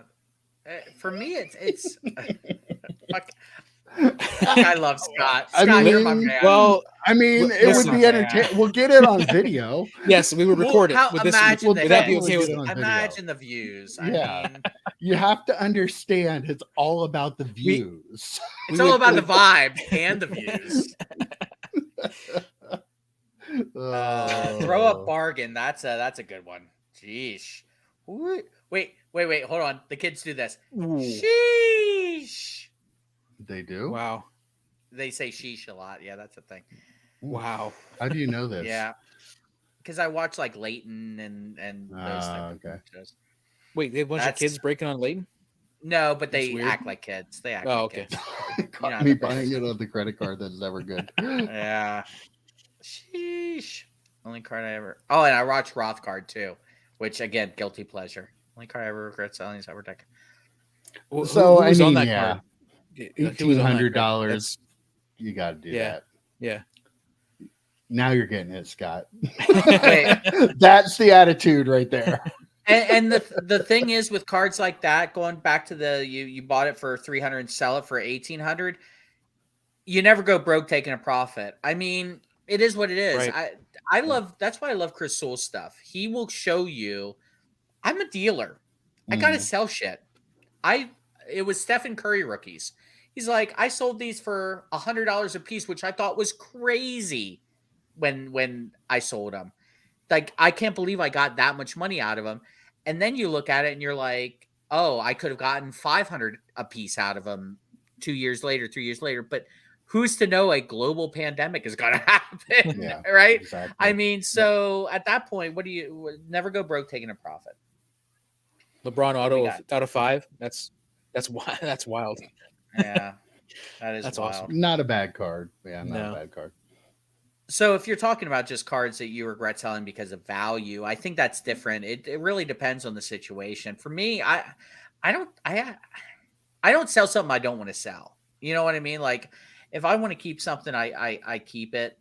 You know, I've put a couple of Kennys online, like I guess the gold out of 10, but that I don't want to talk about it. It makes me sad. I'm going to talk about it on the live stream real quick. I'm going to talk about it on the live stream. I sent this Kenny. U.S. Sports Cards. Is he still here? That SOB. He tagged me on a post. A guy was selling a gold Kenny card. Beautiful card. Unfortunately, a sticker auto. I sent it to PSA. I bought it, traded, bought it, whatever. Came back a PSA 7, which is horseshit. Absolute. It was not a 7. It was not a 7. Language, Joe. We're 11. We're good. Horse We're poop. good. We're Horse good. poop. This is like where the networks can start dropping F-bombs. But you know, like, so I'm really bummed out that it came back as USA 7. After Dark or whatever. Yeah, US Sports Cards After Dark. But yeah, that one I regret selling, but it was just it left a bad taste in my mouth that I even had it. Like it just pissed me off. Like that card just really, really upset me. You know, in hindsight, I really wish I would have just kept it and maybe sent it to VGS or CGC or CSG or SGC. Acronyms. These acronyms are going to kill me. Like I have 89 Upper Deck rookies, and I have 2 89 Upper Deck Griffey rookies. I would sell one of them, but I would always keep one of them. Like I wouldn't sell that. Like you said, Joe. Like that's not something that I would think about. I would always keep one for sure. There's U.S. Sports Cards, you son of a bitch. Resubmit the 7. It'll come back at 10. Yeah, no kidding. Yeah, it probably should have. Yeah. Go back up to what's the best card you ever pulled from Bargain? Best card you ever pulled? Ruben Amaro. No! They just went up in value. Bailey's laying in my bed. She heard that rip. Oh, EP's out. EP's out. Wow. He's gone. That offended him so bad.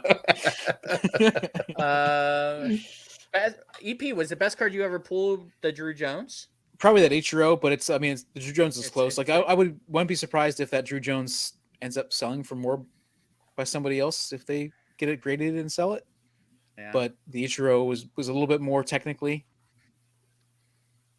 Boy, don't encourage him. Trust me, it can go south really quickly. Really quickly. Real south, Scott. We can't do this on not on a live stream. Mike can't believe me. Mike, what's the best card you ever pulled? I have no idea. I mean, the James T. Kirk hologram from Star Trek, of course. You sold it for a friendship that lasts a lifetime. I don't know. Recently, the best card I pulled was that Spider-Man out of 50. I mean, that's a pretty cool card. I mean, it's probably worth a little bit more than I sold it, but Spidey Hits is going to come on the... Are you going to bed? You're not going to bed. You got to stay up. The fans are still. Oh, we're wrapping up soon because we have a podcast to do in the morning. Well, we're not going past any later than 1 a.m. So 24-hour live stream. Let's do it. Mike's out. That's fine. Day drinking, night drinking with Joe Day and EP. Let me go get another one. Hang on a second. Go get another one right now. We're good. No, I'm serious, EP. Go get another one. We'll stay. I will pull the plug on this right now. All right. But Spidey Hits is probably going to come on the podcast. We're at least going to do an 8 questions with him. That's why I sold him the card sheet. There you go. Got to do it. Submit the 7. It'll come back at 10 because grading is a scam. Yeah, I agree. Bargain grading is a scam. After drinking, that's how. Yeah, I agree. But I say every card can be sold for the right price. The only card I never sell is the 2014 Hogan Topps Auto. You should probably go after that Prison Black 101. I mean, I heard a rising tide lifts all boats, right? Well, that Hogan auto probably like quadrupled in price overnight after the Rock sold, right? Isn't that how it works? Like one card sells for a ridiculous price. Now everything is worth a fortune, I believe. EP, right? is it just me, or every time Mike talks, it's like taking human Ambien? I don't know. I don't know what's going on. Kind of, yeah. Joking aside, Mike the Cleaner, that's an awesome story. I love that. That's cool. Yeah, very cool. Pulled a All LeBron you people jersey. in your sentimental cards. Mike's a dealer first. I was a dealer for a long time. They're just cards. Yeah. My favorite. Unless they're my Paul Heyman. Your Paul Heyman, yeah, the king of Paul Heyman collection. Ew. Young Bucks. Ew. Oh, yuck. Get off my screen. Come on. I can't watch. I tried to watch AEW to not watch WWE, and it was just, it felt like a gymnastics event. It is. Yeah. You tried to watch AEW not to watch WWE? What is I did, yeah, because like WWE is kind of like the Walmart, right? It's like you want to go to that local grocery store or whatever. And I tried to watch AEW because I love Tully Blanchard, by the way, guys. Mike, you know this. Be whatever you want, but be the best. I'm a Tully Blanchard guy. I loved him. I loved Arn Anderson from the Horseman days, and they were both in AEW. And I tried to watch it, and it just felt like they were doing like mat exercises at the gymnastics show. It didn't feel like real wrestling to me, you know? Yeah, the newer wrestling fans are into like a completely different thing. Like I don't mind like the moves and stuff. You do but like I think it's like make them mean something. Like at the apparently end of the day, finishers don't mean anything anymore. Oh God, no, yeah. But like I still, it's supposed to be a simulated competition. Like you can't ever lose that aspect of it. Like you can do the moves, but like if you do all the moves all the time, they don't mean anything. Like make them mean a little something. Like when The Rock kicked out of the stunner in WrestleMania 17, I believe it in your basement, Mike. We were like, holy shit, we were mind blown that The Rock kicked out of the stunner. It was just out of nowhere. It was crazy. I was going to ask you guys, when was the first time you guys remember somebody getting up after a finisher? Was that it, or was there something before that? Like, when was the first time? Like, it's always happened, but like now it happens like constantly. Multiple times. It was at a WrestleMania. It was at a Starrcade. It was at a Royal Rumble. Yeah. It was a big moment if someone kicked out of a finisher. Now, from the little I watched AEW, it feels like it always happens. People always kick out of shit, and it's just crazy. Here's a good one from Bargain at 11/16. Easy for you to say. Wrong one. Easy for me to say. I'll tell you what. For me, it's a card I don't even have in my possession right now. Can you guess what it is, boys? Grail card. What do you think it is? Your auto of the ticket Beckett Marino. Yeah, the Marino. Pickett. So here's my thing, Bargain. I'm going to be a Pitt alum for the rest of my life. Whether I decide to move all my cards, whether I decide to get out of collectibles, whatever, I'm always going to be a Pitt alum. And that Mike's going for another hit. He needs to pick me up. He doesn't have a beer in front of him. He needs a little something. But I'm always going to be a Pitt alum. So for me, that Marino Pickett dual auto, regardless of what it grades at BGS, and I'll be throwing that up on the channel. That's what you say now. Just throwing it up. Yeah. Once it comes back at 6.5, maybe we'll talk different. But yeah, for me, it probably would be that card. That is the card I would not move. EP, how about you, brother?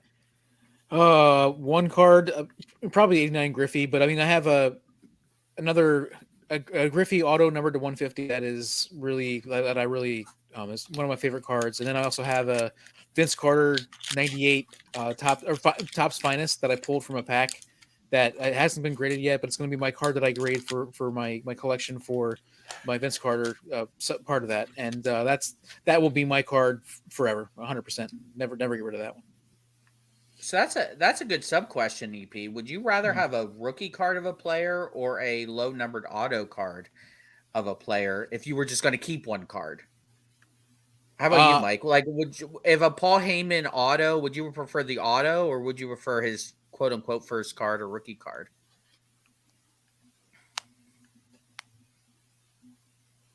An auto. Yeah, I did on card. It has to be on card. If I'm going to keep one thing, it has to be something on card. See, for me, if it depends on the era that we're talking about. If it's a certain of a certain vintage, I'd rather have the rookie card than an auto. I'd rather have a rookie card of like Jim Brown or right. Yeah, Griffey, stuff like that. True. Like of newer people, newer athletes, I would rather the autograph. But I feel there's something special about a rookie card. So much so that, and I've been thinking about this like ever since I opened the Bowman. The people like to collect the first Bowmans. Scott, you're my man. Yes. You're the MVP tonight, brother. You're the MVP. I love you, man. You need to get hit yourself, man. You need to get hit yourself. Yeah. They're so good. Yeah. It's like Mike's like doing. We're after dark. Mike's doing fucking cocaine over here. I don't know what's going on. So he's snorting Fleer Ultra. Like if only you could get that kind of energy from smelling Fleer Ultra. They just smell good. Amy's gonna be so mad that you're up late with us. She's gonna open the door and smell the Fleer Ultra in the air. You're sniffing Ultra and you're not sharing with me. All right, Mike. What's the one card you're not gonna get rid of? I mean, I'll get rid of anything, but one I would prefer to keep probably my Gretzky rookie that I've had since I'm a kid. So. You pulled that one yourself, right? Pulled it out of a pack. Yeah. SGC4. I mean, like you need to understand a little kid in 1979 in the middle of Pennsylvania buying hockey cards. Like, why? Where did you even I didn't watch hockey at that corner store. Like, I just, okay, I'll buy these. Like, that's how it was. So like it's very random that I had that card, and then like 10 years later realized when I saw a picture of it in a Beckett, I'm like, that looks really familiar. And I found it and I still had it. So that's one cool. That's probably the one. Nobody sells anymore. I agree, Scott. I'm never going to be able to look at all. Scott's the MVP. You guys, I haven't seen the new Leaf. Are they? Yeah, I saw them.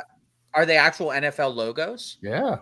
I don't know how. I was gonna say, how did that? Yeah, I don't know. They don't have the logos on the uniforms, but they have the NFL logo on the shield. So I mean, you can buy like probably a jersey from a store. There's no way they would allow. It doesn't matter. There's no way they would allow them to do that.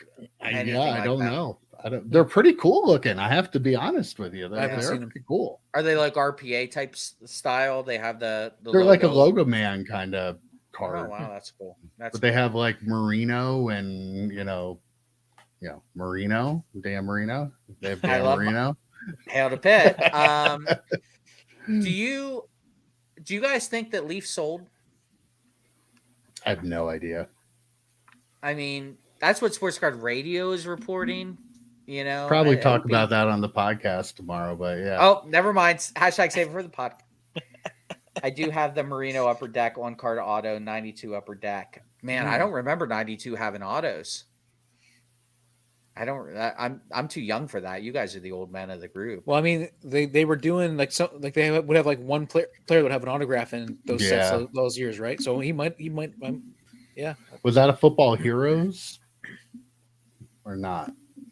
When did he retire? They were usually retired players, right? No, I think I think he was just randomly on the card. 99 he retired. Okay. I think they were just like base cards that were autographed. I mean, that's a long way back, but yeah, Mike, I don't know how they're doing it. I don't know how they're doing it.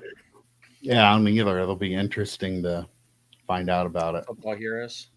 Okay, what is Football Heroes? All right, we got about 6 minutes before I have to explode from PN. Anyone else have any fun questions? I did not expect we go almost 3.5 hours. So Right. Yeah. wow. Hey, Although thanks. So, I just want to go back and finish my thought from a little bit ago when Joe. We can talk couldn't about really finish- anything forever, by the yeah, way. we really but- can. But I was thinking about it after I opened the Bowman this week that I think, people prefer the Bowman firsts, but I will always prefer the rookie cards. Even in that product, I prefer having a Bowman rookie card as opposed to the first, even though the first is worth more. I understand that. But I like the rookie cards. baseball cards, Joe.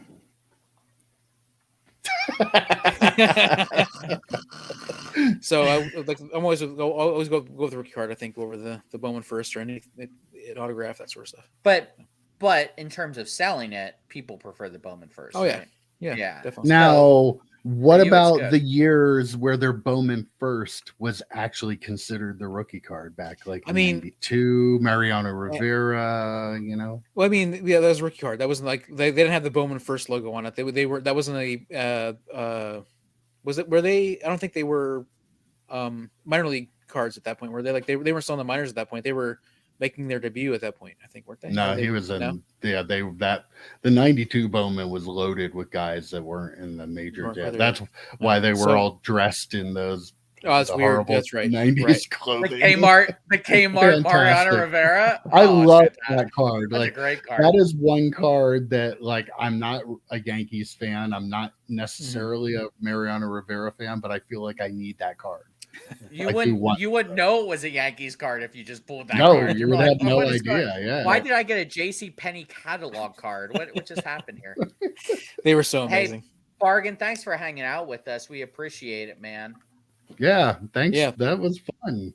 Yeah, thank and you guys. and We we're can gonna go steal wrap it some up of here. we're gonna steal some of your ideas for our next 5. You had some good ones on Dustin's pod. By the way, we didn't mention this at the jump, but thanks, Dustin. I mean, we're recorded, right? It'll be up there. So thanks, Yeah. Dustin, for supporting us. We got to 500, now almost 600, a lot because of him and Ziggy and Chris Sewell for sure. As always, need more live shows. Yeah, we should maybe. I mean, if my liver can handle it. Oh yeah, because you wouldn't be drinking if we weren't on a live stream. Right. I have no comment.